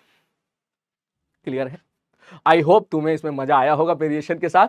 प्लीज दिमाग में कुछ भी ना रखें, रटना कुछ भी नहीं है, ठीक है? रटोगे तो फंसोगे। कंसेप्चुअली पढ़ो और भूल जाओ, ठीक है? कंसेप्चुअली पढ़ो और भूल जाओ। तो आई होप इसमें आपको मजा आया होगा। अब इसके बाद मैं एक बार फिर से इसको रिकॉल करा देता हूं, टेंशन ना ले। बोले भैया अभी लिखना मत कुछ भी। हाँ जी सर बताओ बताओ बताओ बताओ। मैंने कहा सबसे पहले तो ये सवाल था सिंपल, प्यारा प्यारा सा एकदम, ठीक है सर। दोनों पे मास सेम, दोनों पे चार्ज सेम, टेन थीटा बराबर F E upon M G, ठीक है सर। टेन थीटा बराबर आ गया F E upon M G. दोनों पे चार्ज सेम है तो भी थीटा 1 बराबर थीटा 2 आएगा। दोनों पे चार्ज अलग अलग है तो भी θ1 बराबर θ2 आएगा, बशर्ते दोनों पे मास सेम होना चाहिए। मास का रिलेशन है, मतलब ये वाला पेज, ठीक, मास सेम है, θ1 बराबर θ2, और मास यहां मास सेम है, चार्ज अलग अलग भी हो जाए तो भी θ1 बराबर θ2। ठीक है सर। तीसरा वेरिएशन मैंने क्या किया यहां पर, अब मैंने मास को अलग अलग कर दिया। तो याद रखने का तरीका से, मास अगर अलग अलग है तो जो मास जितना भारी है वो जमीन के उतना करीब होगा, उतना नीचे होगा। मैंने कहा ठीक है भाई साहब, ऐसे याद रख ले कि जो मास जितना भारी है वो जमीन के उतना पास होगा, ऐसे समझ ले, क्योंकि mg उसमें उतना ही डोमिनेटिंग हो जाएगा। मैंने कहा ठीक है, वो दिख रहा होगा तुझे यहां से, जमीन का कौन ज्यादा पास है, सर ये इतना है और ये इतना है, तो जाहिर से साफ दिख रहा है छोटा ही बड़ा, तो भैया जमीन के पास कौन है, भारी वाला मास उतना ज्यादा करीब है। ठीक है, अब अगला वेरिएशन मैंने क्या खेला, बोले यार tan थीटा बराबर Fe/mg था। ठीक है, मैंने कहा हाँ। बोले पूरे सेटअप को किसी चांद पे ले जाकर रख दे या किसी प्लेनेट पे ले जाकर रख दे, तो वहां पे मैं जी के साथ खेल दूंगा, या लिफ्ट के अंदर रख दे, लिफ्ट के अंदर रखेगा तो जी की जगह जी इफेक्टिव रख देगा। मैंने कहा ठीक है भाई साहब, अगर फ्री फॉल के अंदर रख देगा, फ्री फॉल लिफ्ट के अंदर, तो उसके अंदर जी इफेक्टिव वैल्यू 0 होती है।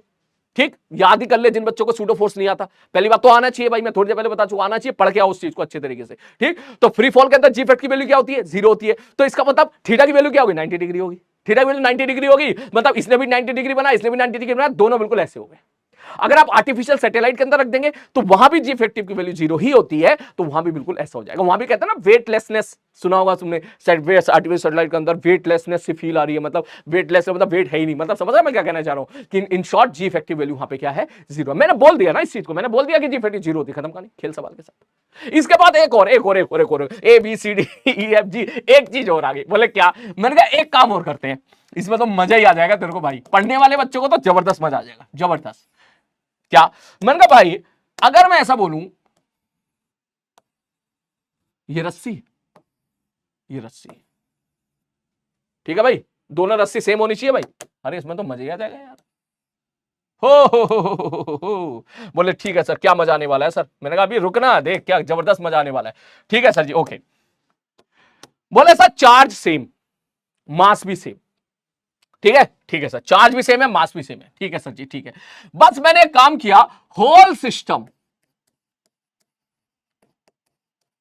Is dipped in water. पूरे सिस्टम को पानी के अंदर डुबो दिया, और पानी इंफिनिटी तक है, पानी अप टू इंफिनिटी, पानी इंफिनिटी तक है, मतलब तो समझ जा यहां पर जो है ये पानी पानी पानी पानी पानी पानी पानी पानी पानी पानी पानी पानी पानी पानी। आई होप अब तुम्हारा दिमाग और चल रहा होगा। बोले सर पानी के अंदर डुबो दिया, अब तो मजा आएगा। बोले सर अब कैसे करेंगे सवाल को, अब तो बहुत चैलेंजिंग टास्क हो गया, कैसे करेंगे सवाल को। मैंने कहा आजा भैया, अगर पूरे सिस्टम को पानी के अंदर तूने डुबो दिया, ठीक, बोले हाँ सर कैसे करें। मैंने कहा भाई कैसे क्या करें, एफबीडी बनाओ, सॉल्व करो। है सबसे पहले सर इसका मास है, मैं तो क्या नीचे की तरफ mg लगेगा, हाँ सर mg लगेगा। क्या इस तरफ टेंशन लगेगी, हाँ सर टेंशन लगेगी।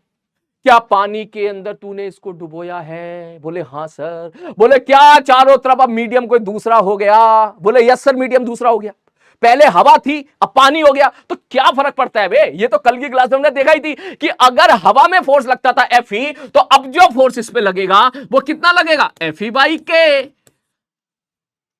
जाके इज द डाइलेक्ट्रिक कांस्टेंट। या यहां पे याद है रिलेटिव परमिटिविटी के टाइम पे मैंने ये चीज समझाई थी, मैंने शॉर्टकट रिजल्ट आपको बस ये बोला था, सबका समराइज कल की क्लास में जितना हम लोगों ने पढ़ा था उसको समराइज करके क्या बोला था। बोले भाई अगर हवा में फोर्स Fe लग रहा है तो पानी में फोर्स या किसी भी मीडियम फोर्स लगेगा Fe/k, खत्म कहानी। के की वैल्यू आप बता दो हमको कितनी है, समझ में आ रही है। तो के की वैल्यू पानी के लिए या कोई भी मीडियम है आप बता दो कितनी है, 2 है, 3 है, 5 है, 40 है या 80 है, हम यहां वैल्यू पुट कर देंगे, सॉल्व करके आंसर आ जाएगा। तो मतलब जहां जहां Fe था, याद है कल का लेक्चर, जहां जहां Fe था वहां क्या आ जाएगा, सर Fe/k आ जाएगा। तो मैं अगर आपसे प्रश्न पूछूं कि भाई ये वाला एंगल अगर थीटा है और ये अगर मैं ऐसे इसको वर्टिकल लाइन बना दूं तो क्या ये वाला एंगल भी थीटा हो जाएगा, बोले हाँ सर। बोले इधर टी है तो ऊपर क्या हो जाएगा, टी कॉस थीटा, इधर क्या हो जाएगा, टी साइन थीटा।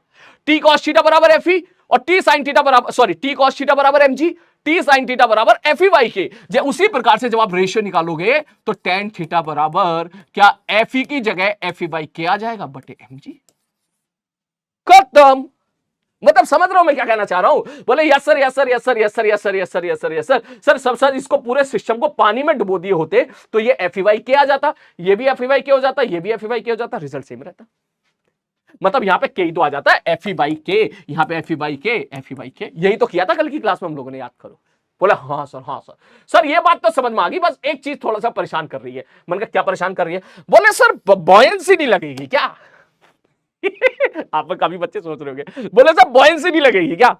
सब पानी में डुबोया है, अब आप इतना इतना दिमाग दौड़वा रहे हो हमारा, है इतना, तो इसका मतलब दिमाग तो हमारा और भी दौड़ेगा।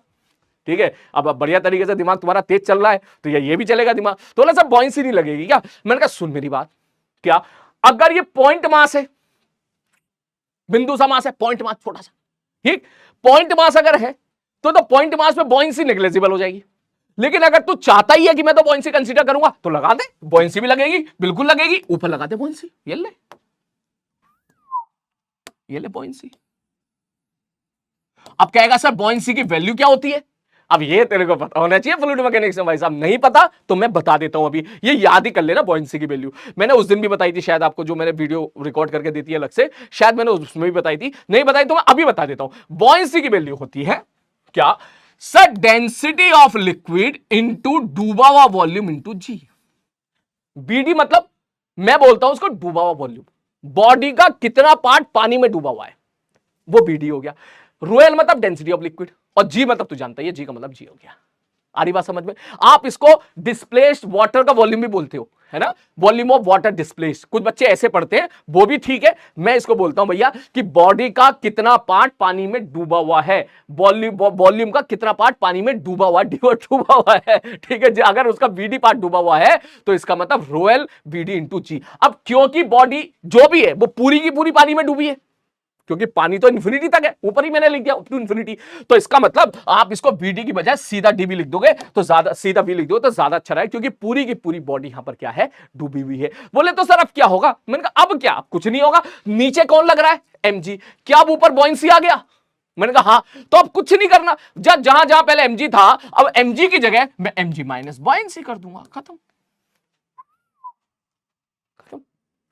ये गलत बात है सर, ये बहुत गलत बात है। क्यों? बोले डायरेक्ट कैसे लिख दिया आपने जी माइनस बॉयंसी? अब सुन, ऐसा समझ, देख मान ले मास 10 किलोग्राम होता तो नीचे कितना लगता, 100 होता, तू सिंगल 100 लिख देता। हाँ सर, मान ले बॉयंसी 20 की आई, नीचे 100 ऊपर 20, इफेक्टिव कितना हुआ, 80, तो यहां 80 तो लिखेगा, तो 100 माइनस 20 80 हो गया। और ना तो भैया एक काम कर ले, अगर इस चीज में भी दिक्कत आ रही है तो भैया बीडी बना ले प्यार से। बोले प्यार से मतलब? बोले सर जी नीचे लगेगा mg। मैंने कहा और बताओ सर, इधर लगेगा Fe/K।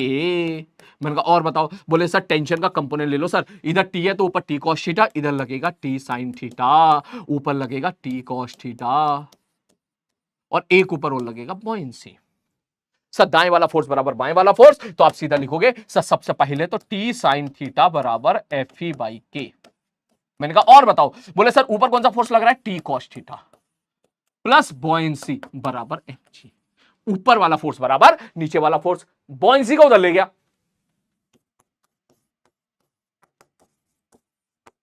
अब बताओ, इसको इससे डिवाइड मार दो, ठीक है। जब टी साइन थीटा बटे टी कॉस थीटा करेगा, T cancel out, sine theta बटे कॉस थीटा टेन थीटा, और जैसी टेन थीटा बराबर Fe/K upon mg minus buoyancy, वही आंसर तेरा निकल के आ जाएगा। आ रही बात समझ में? बेटा वेरिएशन तो बहुत है इसमें, लेकिन मुझे लग रहा है कि 40 में 50 मिनट हो गए मुझे, मैं इसमें पता है 2-2 घंटे तक बात कर सकता हूं इसमें, ठीक है। अभी तो बॉयंसी आ गया है, चाहे तो उसमें और भी वेरिएशन खेल सकते हैं, ठीक है। तो लेकिन कोई नहीं, अभी के लिए इतना तू झेल गया, that is more than sufficient. कितना मजा आया हो नीचे कमेंट बॉक्स में जरूर टाइप करें, ठीक है, ये बहुत जरूरी है, ठीक, क्योंकि मेरा मेन मकसद है तेरा दिमाग खुल जाए बढ़िया तरीके से। तू कहता मजा आ गया सर एकदम, दिमाग पुरानी चीजें देख ऐसी थोड़ी थोड़ी रिवाइज होगी। अब तू यार इस पे मत रोना प्लीज, मेरे को बॉयंसी नहीं आता तो आप ये क्यों पढ़ा रहे हो? अब भाई 70% बच्चों को आता है तो उनका भी तो मुझे ध्यान रखना है ना, तो बाकी जो 30% को नहीं आता है तो आप सीखो। मैं तुम्हें ये थोड़ी ना कह रहा हूं बॉयंसी के बारे में सारे सवाल करके आओ, मैं तो कह रहा हूं भाई बॉयंसी बता दो क्या होता है। किसी को नहीं पता, देसी भाषा में मैं देख, मैं अगले 2 मिनट में रिवाइज करा देता हूं। देख, एक बॉडी है, उसको आपने पानी के अंदर डुबो दिया, ठीक है, मैं देसी भाषा में यही समझ ले, देख यही समझ ले। बोले क्या? बोले भाई साहब सपोज एक बॉडी है, ये रही बॉडी। मैंने कहा ठीक है बॉडी, आपने क्या किया, इसको पानी के अंदर डुबो दिया। मैंने कहा बिल्कुल पानी के अंदर डुबो दिया। जब तू पानी के अंदर डुबो देगा ऐसे ऐसे ऐसे ऐसे ऐसे ऐसे, मैंने कहा हाँ, तो भाई तो एक बात था, क्या बॉडी के चारों तरफ पानी पानी है? मैंने कहा हाँ पानी पानी है। क्या बॉडी पानी के साथ छुअन छुआई कर रही है? छुअन छुआई मतलब क्या उसके साथ टच है? क्या उसके साथ टच कर रही है? बोले हाँ से टच कर रही है। जब भी कभी छुअन छुआई होती है क्या नॉर्मल फोर्स लगता है? बोले हाँ सर दोनों फोर्स लगता है। मैंने कहा जो नॉर्मल फोर्स लगता है क्या वो ऑलवेज टुवर्ड्स द बॉडी लगता है? बोले हाँ sir always towards the body लगता है। क्या नॉर्मल फोर्स सरफेस के परपेंडिकुलर भी लगता है? मैंने कहा हाँ सर सरफेस के परपेंडिकुलर लगता है। तो क्या इसके चारों तरफ जो पानी पानी है क्या वो पानी इसके सरफेस के परपेंडिकुलर चारों तरफ से ऐसे फोर्स लगा रहा होगा? मैंने कहा हाँ भैया ऐसे फोर्स लगा रहा होगा, ऐसे फोर्स लगा रहा होगा, ऐसे फोर्स लगा रहा होगा। तो मैं अगर आपसे पूछूं कि भाई साहब इन फोर्सेस की वैल्यू बताओ तो आप बोलोगे आंसर होगा कद्दू। मैंने कहा कद्दू क्यों कह रहा है भाई?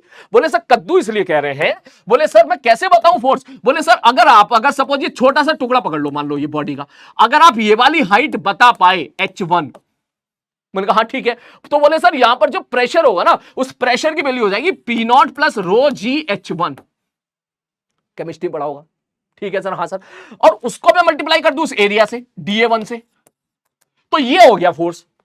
अब ऐसा एक फोर्स थोड़ी ना है सर, ये वाला फोर्स है इस दिशा में, उसी प्रकार ये वाला फोर्स है किसी और दिशा में, ये वाला फोर्स किसी और दिशा में, ये वाला फोर्स किसी और दिशा में, ये वाला फोर्स ऊपर की तरफ, ये वाला इस तरफ, ये वाला इस तरफ, ये वाला इस तरफ, ये वाला इस तरफ, ये वाला इस तरफ। मतलब मैं तुझसे एक प्रश्न पूछूं कि ये जो बॉडी थी किसी भी रैंडम शेप की थी, ऐसे छोटे छोटे कितने बिंदु होंगे उसके ऊपर? तुम कहोगे इनफाइनाइट। छोटे छोटे कितने एरिया होंगे? आप बोलोगे इनफाइनाइट। तो उन इनफाइनाइट छोटे छोटे एरिया पर क्या इनफाइनाइट फोर्सेस लग रहे होंगे जिनका ना तो मुझे मैग्नीट्यूड पता है ना तो मुझे कोई फंक्शन पता है? वही सवाल जो थोड़ी देर पहले आया था। बोले क्यों? बोले भाई ये वाली डिस्टेंस अलग है, ये वाली डिस्टेंस अलग है, ये वाली डिस्टेंस अलग है, ये वाली डिस्टेंस अलग है, ये वाली डिस्टेंस अलग है। और अगर मैं इस बॉडी की जगह दिल बना देता तो दिल में तो भाई साहब तू जानता ही है अलग अलग डिस्टेंस अलग अलग दूरी पर है, मतलब अलग अलग एरिया अलग अलग दूरी पर है। तो जब वो डिस्टेंसेस अलग अलग हो गए तो प्रेशर अलग अलग हो गया अलग अलग जगह पर। बोला हाँ सर। प्रेशर अलग अलग हो गया तो फोर्स अलग अलग हो गया। बोले हाँ सर। और ऐसे इनफाइनाइट फोर्सेस हैं जो कि अलग अलग हैं। हाँ सर। और मुझे ये भी नहीं पता कि कौन सा फोर्स किस दिशा में, क्योंकि हम फंक्शन थोड़ी ना पता है मुझे यहां पर, तो हम ये भी नहीं बता पा रहे कि उनका रिजल्टेंट कैसे निकालेंगे। क्यों रिजल्टेंट कैसे निकालेंगे ये भी नहीं पता हम लोगों को। क्यों? एंगल पता हो तभी तो निकाल पाएंगे भाई। दो वेक्टर का रिजल्टेंट निकाल लिया, एंडोट A square plus B square plus 2ab cos theta लगा दिया। अगर 3-4 वेक्टर होते कंपोनेंट से सॉल्व करते, यहां पर तो साला इनफाइनाइट वेक्टर है, कैसे सॉल्व करूंगा मैं? तो सबका रिजल्टेंट का एक ही जवाब है, सबकी समस्या का एक ही जवाब है, क्या? कद्दू। और मैंने कल की क्लास में आपको बताया था कद्दू को हल्के में मत लेना बेटा। मैंने कल की क्लास में बताया था कि फिजिक्स में जहां जहां कद्दू मिलेगा वहां वहां हम लोग एक्सपेरिमेंट की तरफ देखेंगे। तो जब एक्सपेरिमेंट किया तो एक्सपेरिमेंट से पता चला कि इन सारे फोर्सेस का रिजल्टेंट होता है रो वीडी इंटू जी, जहां पर रो होता है डेंसिटी ऑफ लिक्विड। इन सारे फोर्सेस का रिजल्टेंट होता है रो वीडी जी। मतलब किसी बॉडी को आप पानी के अंदर डुबो दिया, आपने पानी के अंदर डुबोने के बाद चाहे पूरा डुबो चाहे आधा डुबो कोई फर्क नहीं पड़ता, ठीक? आपने बॉडी को पानी के अंदर डुबो दिया है, मान लो थोड़ी देर के लिए सवाल में हमने पूरा पानी के अंदर डुबो दिया है, चारों तरफ है पानी पानी, पानी से लगा नॉर्मल रिएक्शन, पानी से लगा फोर्स, बहुत सारे फोर्स वेक्टर आए, उन सारे फोर्स वेक्टर के रिजल्टेंट को हम बोल देते हैं बॉयंट फोर्स। बात समझ में आई? इसका मतलब बॉयंट फोर्स कुछ अलग नहीं है, it is the net force applied by the water molecule on the body. चारों तरफ पानी पानी है, उन्होंने कितना फोर्स लगाया उन सब का सम, उसी को हम लोगों ने बोल दिया बॉयंट फोर्स, जिसकी वैल्यू होती है rho L B D into G. ये हमें पता चला एक्सपेरिमेंट से। आपने नाम सुना होगा आर्किमिडीज प्रिंसिपल। समझ में आई बात? इतना ही समझ ले, बस इतना ही समझ ले पॉइंट में, that is more than sufficient. मैं एक बार फिर से रिपीट कर देता हूं, बस इतना याद रख ले। और जिन बच्चों को नहीं आता वो खोपचे में कहीं लिख ले, और जिनको आता है वो भूल गए वो भी जरूर लिख ले। क्या? किसी बॉडी को पानी के अंदर डुबोया, ठीक है, तो चारों तरफ पानी पानी है, उससे लगा normal force towards the body, उन सारे फोर्सेस के रिजल्टेंट को हम बोलते हैं बॉयंट फोर्स। बात समझ में आ रही है? जिसकी वैल्यू होती है रोएल इंटू वीडी इंटू जी, जहां पर रोएल डेंसिटी ऑफ लिक्विड, जिस लिक्विड में आप डुबो रहे हो, वीडी डिस्प्लेस्ड वॉल्यूम या डूबा हुआ वॉल्यूम बॉडी का, या वॉल्यूम ऑफ डिस्प्लेस्ड वाटर, और जी मतलब आप जानते हो जी का मतलब जी है।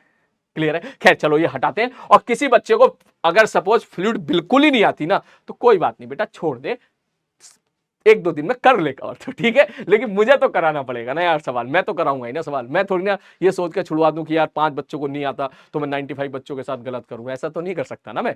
तो ये चीज है, तो आप लोग पढ़ो, मेहनत करो, मैं आपको बार बार पिन करूंगा तभी तो पढ़ोगे तभी तो आप थोड़ा थोड़ा करके अपने बैकलॉग समाप्त करोगे। तो चलो आप जल्दी से इसको नोट कर लो फटाक से, ठीक है? मैं किनारे हो रहा हूं, इसको नोट कर लो जल्दी से फटाक से।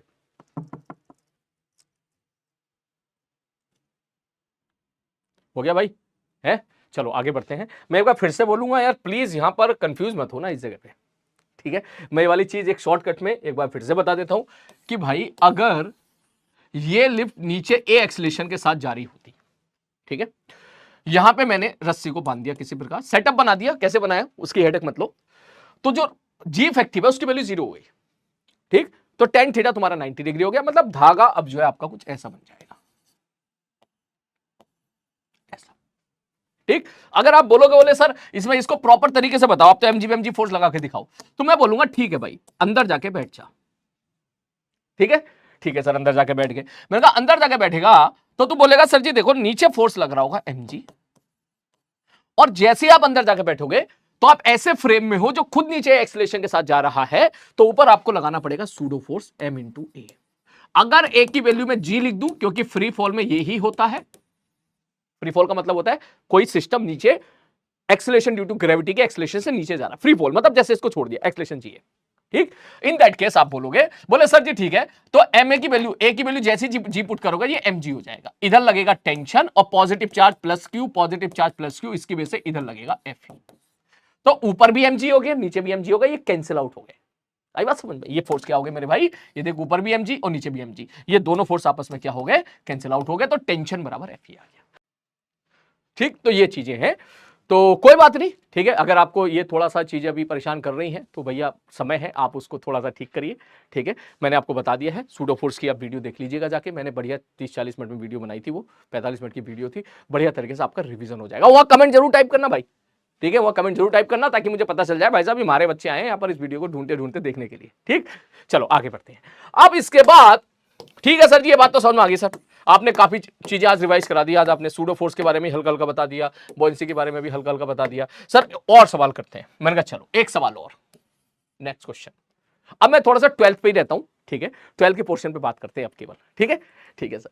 मैंने बोला भाई यहां पर क्या है, एक रॉड है, चार्ज रॉड, ठीक है सर, इस पे जो चार्ज है, इससे मजा नहीं आ रहा, इससे मजा आएगा, ये एक चार्ज रॉड है, ठीक है सर, पॉजिटिव चार्ज है,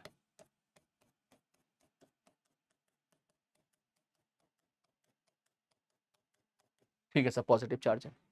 मैंने क्या किया, यहां से कुछ बच्चे समझ गए होंगे ग्रेविटेशन वाला सवाल, ग्रेविटेशन वाला सवाल, मैंने कहा हाँ भाई, मैंने एक काम किया, यहां पे एक पॉजिटिव चार्ज रख दिया, पॉइंट चार्ज प्लस क्यू, खत्म, मास पास छोड़, ठीक है सर। ये वाली सेपरेशन मैंने बोल दी ए है, ठीक है सर। इस पे चार्ज मैंने बोल दिया भाई कैपिटल क्यू है टोटल, और इसका मास एम है, मास की जरूरत नहीं है, इसकी लेंथ एल है, ठीक है। मैंने बोला find force applied by rod on point charge, बात समझ मारी है, ठीक। हमें बता दो भाई साहब रॉड ने इस पॉइंट चार्ज पे कितना फोर्स लगाया। तो पहला प्रश्न तो ये है, बोले सर सीधा लिख देते हैं आंसर, क्या मन का के Q1 Q2 बटे आर स्क्वायर, सर आप ही ने तो बताया था के Q1 Q2 by R square. मन का यार ये बात तो सही है, मैं ये तो बता आर क्या लिखेगा, हमें तो आंसर ए और ए के टर्म में लिखना है, ए और एल के टर्म में। बोले हाँ सर बात तो सही कह रहे हो सर, ठीक है सर ये लिख देते हैं के क्यू क्यू बटे ए स्क्वायर। मन का भैया गलत है, अच्छा गलत है, फिर एक काम करते हैं, नहीं ए प्लस एल कर देते हैं सर, ए प्लस एल। मन का ये भी गलत है, बोले ये भी गलत, अच्छा इसका मैं ओहो समझ गए, अरे याद आ गया सर, याद आ गया। ये बच्चे खासकर वो बात बोल, ये वो बच्चे बात जरूर बोलेंगे जो मुझसे नहीं पढ़े थे, ठीक है। अरे सर हमने कंसेप्ट पढ़ा था कि बॉडी को हटा के उसके सेंटर ऑफ मास पे मास रख दिया करते थे, centre of mass is a point where whole mass is supposed to be concentrated at that point, हमने ये सुना था सर। बोले तो सर एक काम करो, इस रॉड को हटाओ, इसका पूरा चार्ज ये सेंटर वहां पे रख दो, तो सेंटर वहां पे रखोगे तो ये वाली डिस्टेंस L/2 वो डिस्टेंस A, तो फोर्स लगेगा K Q1 Q2 बटे A प्लस L/2 का होल स्क्वायर। ये तो सही है, ये तो गलत हो ही नहीं सकता, सेंटर ऑफ मास का कंसेप्ट लगा दिए हम, ठीक है। तो जो बच्चे ऐसा सोच रहे हैं मैं उन्हें भी बता दूं भैया ये भी गलत है, अपनी तरफ से कोई लॉ मत लगाओ। सबसे पहले तो मैं आपको एक बात बोल दूं, आप नीट की प्रिपरेशन नहीं कर रहे, आप जेई की प्रिपरेशन कर रहे हो, और हमारे लिए अगर कोई ये बात बोलता है कि कि centre of mass is a point where whole mass of the system, whole mass of the body is suppose to be concentrate at that point, ये डेफिनेशन सेंटर ऑफ मास की गलत है, सही नहीं है।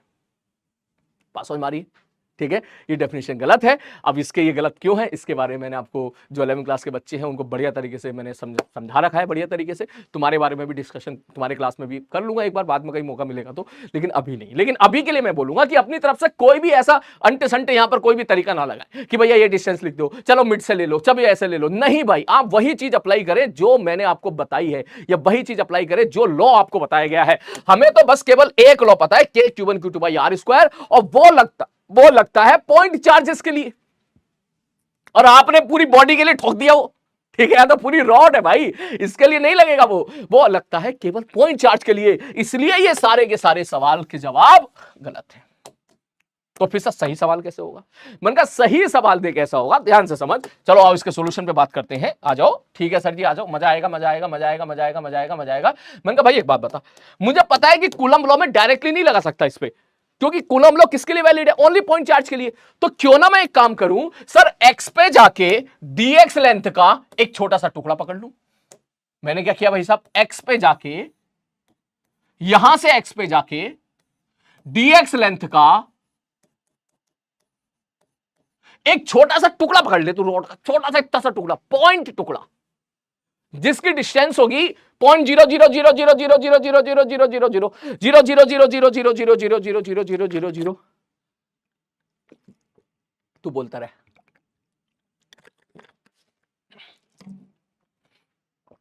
0.000000001 मिलीमीटर, मतलब समझ रहा है ना, इतना छोटा छोटा सा टुकड़ा। तो जाहिर सी बात है उस छोटे से टुकड़े पे चार्ज भी छोटा सा ही होगा, dq। मैंने कहा हाँ भैया, तो मैंने कहा एक काम करो, ये जो मैंने लाल वाला छोटा सा टुकड़ा पकड़ा है ना, लाल वाला छोटा सा चार्ज पकड़ा है ना, इसकी वजह से इस पे फोर्स निकाल ले। बोले ठीक है सर जी, इसकी वजह से इस पे फोर्स निकाल लेते हैं। मैं काम करता हूं, रुक जा एक मिनट, एक अलग कॉपी बना लेता हूं ताकि तुम्हें तो है अच्छे से और समझ में आए। ठीक है, सॉल्यूशन की मैं यहां लिख देता हूं, ये रहा सॉल्यूशन, और मैंने इसको नीचे उतार लिया भैया। अब सही है, नोट्स भी तो बनवाने हैं ना तेरे। तो मैंने एक काम किया कि x पे जाके जब भी कभी इंटीग्रेशन मतलब सांप मतलब नागिन, जब भी कभी यहां पर नागिन की जरूरत पड़ती है, हम एक हमेशा x को याद करते हैं। अब ये मत कहना कि सर नागिन और x दोनों में बहुत सिमिलरिटी है सर, ठीक है। जब आप नागिन के बारे में बात करते हो, नागिन मतलब इंटीग्रेशन, ठीक है, तो वह जो है सर वहां के हमेशा x को याद करना है। मैंने कहा बिल्कुल याद करना है, ठीक है। x पे जाके dx लेंथ का टुकड़ा पकड़ना है। कितनी सारी चीजें सिमिलरिटी है भाई। अब छोरियां कह रही होगी ये गलत बात है सर, नागिनी थोड़ी ना होती है, सांप भी तो होता होगा ना, ठीक है। मैं कहा हाँ भाई चलो जो चाहे वो समझ लो, ठीक है, चलो आगे बढ़ते हैं। तो भाई x पे जाकर dx लेंथ का एक छोटा सा मैंने टुकड़ा पकड़ लिया, ठीक है। कन्याओं, रोशनी कर रहा आपको, आप तो अच्छी हो सारी की सारी, मैं तो बाहर वालियों को बोल रहा हूं, ठीक है सर, ओके, आपको नहीं बोल रहा, आप तो सब अच्छे हो। कितना अच्छे से पढ़ाई कर रही हो आप लोग, है ना, कितने बढ़िया बढ़िया से हरे हरे हार्ट आप देते हो जब हम लोग चैटिंग में, जब हम लोग आपको पुकारते हैं, तो भाई आप बहुत शानदार हो, इसलिए तो मैं हरा कलर यूज कर रहा हूं, ठीक है, इसलिए हरा कलर यूज कर रहा हूं। चलो आ जाओ। तो भाई साहब ये एक्स पे जाकर dx लेंथ का छोटा सा टुकड़ा पकड़ लिया तूने, लाल वाला, ठीक है सर। इस लाल वाले टुकड़े का मान लो चार्ज है dq, छोटा सा चार्ज dq। बोले हाँ, तो भाई क्या ये dq चार्ज इस पे फोर्स नहीं लगाएगा? बोले बिल्कुल लगाएगा। बोले ये भी पॉजिटिव वो भी पॉजिटिव, सर ये इस पे फोर्स लगाएगा इधर। बोले कितना लगाएगा? बोले मान लो छोटा सा फोर्स df है। मन का ठीक है। मन का यार इस df की वैल्यू तो बता। बोले इसकी वैल्यू तो हम लोग बता देंगे। क्यों? क्योंकि भाई साहब ये पॉइंट चार्ज है, पॉइंट चार्ज ने इस पॉइंट चार्ज पर कितना फोर्स लगाया ये तो हम बड़ी आसानी से लिख सकते हैं, k q1 q2 by R square. मैं यहां पे वैल्यू पुट कर रहा हूं k, एक काम करता हूं इसको ना q डैश लिख देता हूं मैं, q dash q dash q dash q dash, point charge q dash, ठीक। तो आप बोलोगे सर k q1 q2 बटे आर स्क्वायर, इस पॉइंट चार्ज और इस पॉइंट चार्ज के बीच का सेपरेशन कितना है? x बटे x स्क्वायर। मैंने कहा ठीक है भाई, बिल्कुल सही बात है। तो ओके, ये निकल के आ गया df। ये क्या नेट फोर्स आया क्या? नहीं, ये छोटा सा फोर्स आया इस छोटे से चार्ज ने जो लगाया। लेकिन ऐसे छोटे चार्ज क्या एक ही होगा या इनफाइनाइट होंगे? आप बोलोगे इनफाइनाइट हो गए, बोले यहां भी तो चार्ज होगा एक, वो भी आगे की तरफ फोर्स लगाएगा, यहां भी एक चार्ज होगा वो भी आगे की तरफ फोर्स लगाएगा, ये भी एक चार्ज है वो भी आगे की तरफ लगाएगा, ये भी एक चार्ज है वो भी आगे की तरफ लगाएगा, ये भी, उसके बाद ये भी यहां से लेके यहां तक जितने छोटे छोटे छोटे छोटे छोटे छोटे छोटे छोटे छोटे छोटे टुकड़े हैं, छोटे छोटे चार्ज है, वो सारे के सारे इस पे किधर फोर्स लगाएंगे, आगे की तरफ। तो सारे फोर्सेस आगे की तरफ आ रहे हैं, हर छोटे टुकड़े की वजह से इस पे लगने वाला फोर्स आगे की तरफ आ रहा है, मतलब सारे वेक्टर सेम डायरेक्शन में आ रहे हैं। तो क्या मैं उनको एज इट इज ऐड कर सकता हूं? अगर वेक्टर की दिशा सबकी सेम होती है तो नेट फोर्स निकालने के लिए आप चुपचाप उनको ऐड कर सकते हो। मैं बोलूं आगे 20 न्यूटन का फोर्स लग रहा है, 50 न्यूटन भी आगे लग रहा है, नेट बताओ, तो आप 20 + 50 = 70 बोलोगे। तो इसका मतलब अगर मैं आपसे पूछूं, मैंने कहा भाई मुझे तो तू एफ नेट बता, एफ नेट कितना होगा, तो आप बोलोगे सर सबके डीएफ को क्या कर दो, इंटीग्रेट कर दो, खत्म सवाल हो गया। अभी फंसा हुआ है सवाल अभी, क्यों? बोले सर हमें ये नहीं पता डीक्यू कितना है। मैंने कहा आओ डीक्यू निकालते हैं। डीक्यू मतलब छोटी सी लेंथ डीएक्स का चार्ज। बोले हाँ सर, तो क्या मैं ऐसे बोल दूं टोटल लेंथ कितनी थी सर, एल, तो सर एल लेंथ पे कितना चार्ज था, capital Q. Capital Q charge था एल लेंथ पर। एल लेंथ पे कितना चार्ज था, कैपिटल क्यू। तो 1 मीटर की लेंथ पे कितना चार्ज होगा, क्यू बाई एल। तो डीएक्स लेंथ पे कितना चार्ज होगा, आप बोलोगे Q by L into dx, वही 50 रुपए में, समझ रहा है ना, 50 रुपए में 100 आम, ठीक है, तो 1 रुपए में 2 आम, तो 10 रुपए में 20 आम, वही कैलकुलेशन, यूनिटरी मेथड। तो सर इसी चार्ज को हम क्या बोल सकते हैं, डीक्यू। इस डीक्यू की वैल्यू यहां पटक दे चुपचाप। एफ नेट बराबर आप क्या लिखोगे sir, K Q dash into Q by L into dx, सही जा रहे हैं, बटे एक्स स्क्वायर का इंटीग्रेशन। अब बात है इंटीग्रेशन कहां से कहां, तो आप ये बताओ x की वैल्यू कहां से कहां तक है। तो शायद आप यहां पे देख पाओ कि सर x की वैल्यू अगर आप निकालना चाहते हो, x की वैल्यू सर बिल्कुल नहीं है वैल्यू हमारी जिंदगी में उसकी, नहीं थोड़ी बहुत तो है, ठीक है। तो x की वैल्यू अगर आप इस सवाल में देखो तो आप बोलोगे, बोले सर x शुरू कहां से हो रहा है, बोले यहां से शुरू हो रहा है, और खत्म कहां पर हो रहा है, बोले सर खत्म हो रहा है यहां। उत्तरी तू क्यों आ रही है, खत्म कहां पर हो रहा है, बोले खत्म हो रहा है यहां पर, इस जगह पर, ठीक। तो आप अगर लिमिट के बारे में बात करें तो आप एक चीज देखें, बोले शुरू कहां से हुई है, बोले सर चार्ज यहां से स्टार्ट हुआ है। जब यहां से स्टार्ट हुआ है, क्योंकि ये वाला चार्ज भी तो उस पर फोर्स लगाएगा आगे की तरफ, यहां वाला चार्ज सबसे करीब है, उसकी डिस्टेंस कितनी यहां से, बोले सर उसकी डिस्टेंस है ए। तो इसका मतलब लिमिट ए से लेके कहां तक, बोले यहां से लेके यहां तक वाला, ये वाला चार्ज भी तो फोर्स लगाएगा ना उसमें, और ये वाला चार्ज कितनी डिस्टेंस दूरी पर है, बोले सर ये दूरी है ए प्लस एल, खत्म। This is your answer.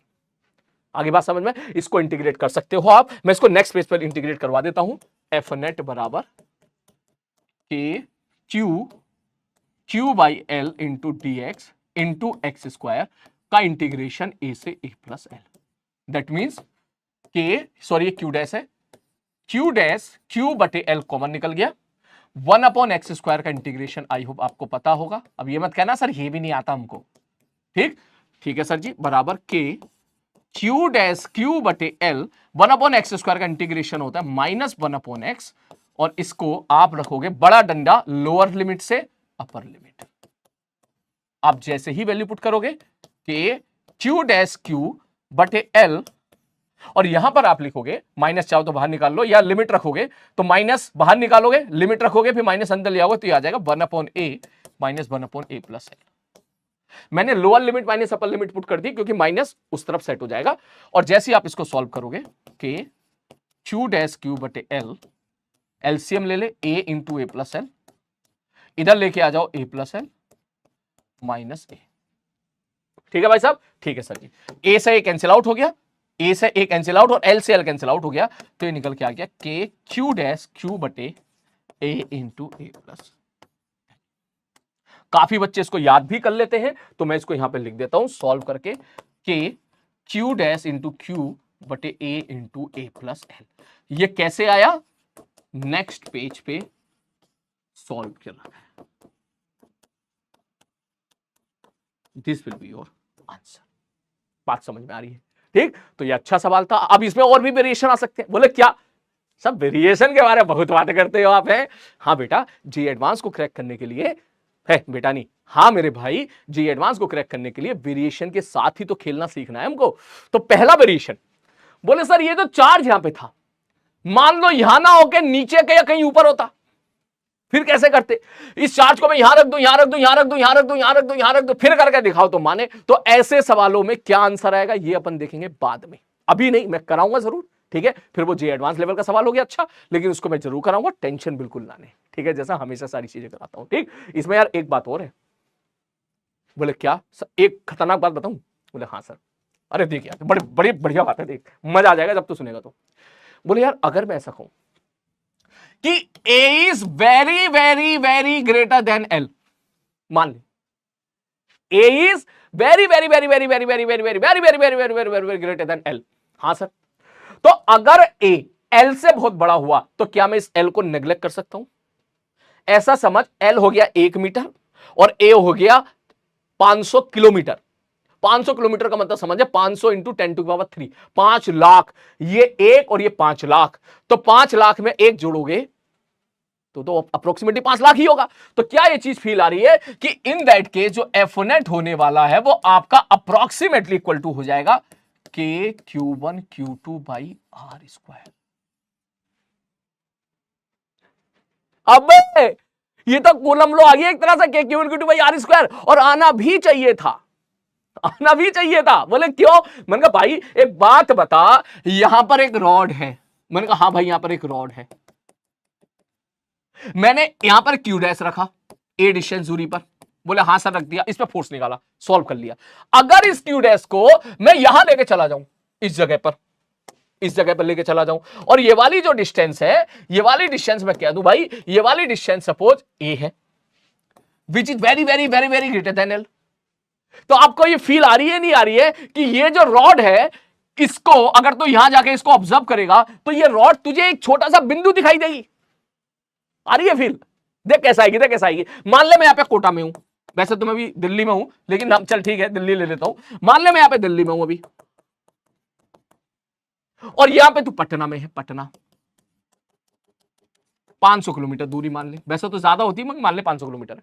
अब अगर मैं तुझसे कहूं, मैंने कहा देख भाई ये पेन है, हाँ चार्ज पेन है, तो कैमरे से तुझे दिख रहा है बढ़िया एकदम पेन, लेकिन अगर मैं दिल्ली के सबसे बड़े टावर पे खड़े हो जाके तुझे पेन दिखाऊं, और तू पटना से अगर तू इस पेन को देख पाया, सपोज देख पाया, तो तुझे छोटा सा ही तो दिखाई देगा। पे पटना तो छोड़ यार, एक बिल्डिंग से दूसरी बिल्डिंग पे चल, दिल्ली में ही आ जा तू, ठीक है। तू मान के चल मैं दिल्ली में पीडब्ल्यू की बिल्डिंग पे ऊपर खड़ा हूं, और तू सपोज आसपास की किसी दूसरी बिल्डिंग पे खड़ा है, और मैं वहां से तुझे पेन दिखाऊं, देख बे पेन देख, पेन देख, पेन देख, बता पेन। तू देख के कहेगा सब पेन तो नहीं, लेकिन लग रहा कुछ कुछ है आपके हाथ में।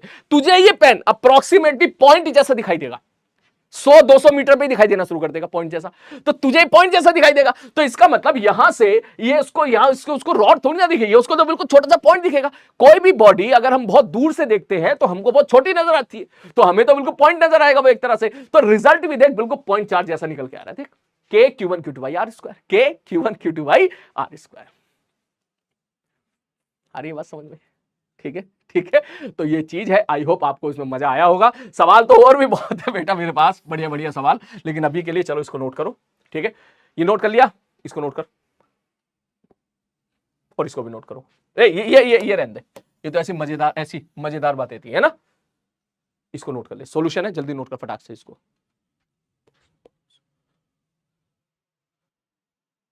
ठीक है बंधु, आ रही बात समझ में? आज सुनिएगा, पापा देख रहे हैं। पापा के लिए तो भैया कल शायरी सुनाई थी, मम्मी के लिए भी थी मेरे पास। मम्मी के लिए क्या थी?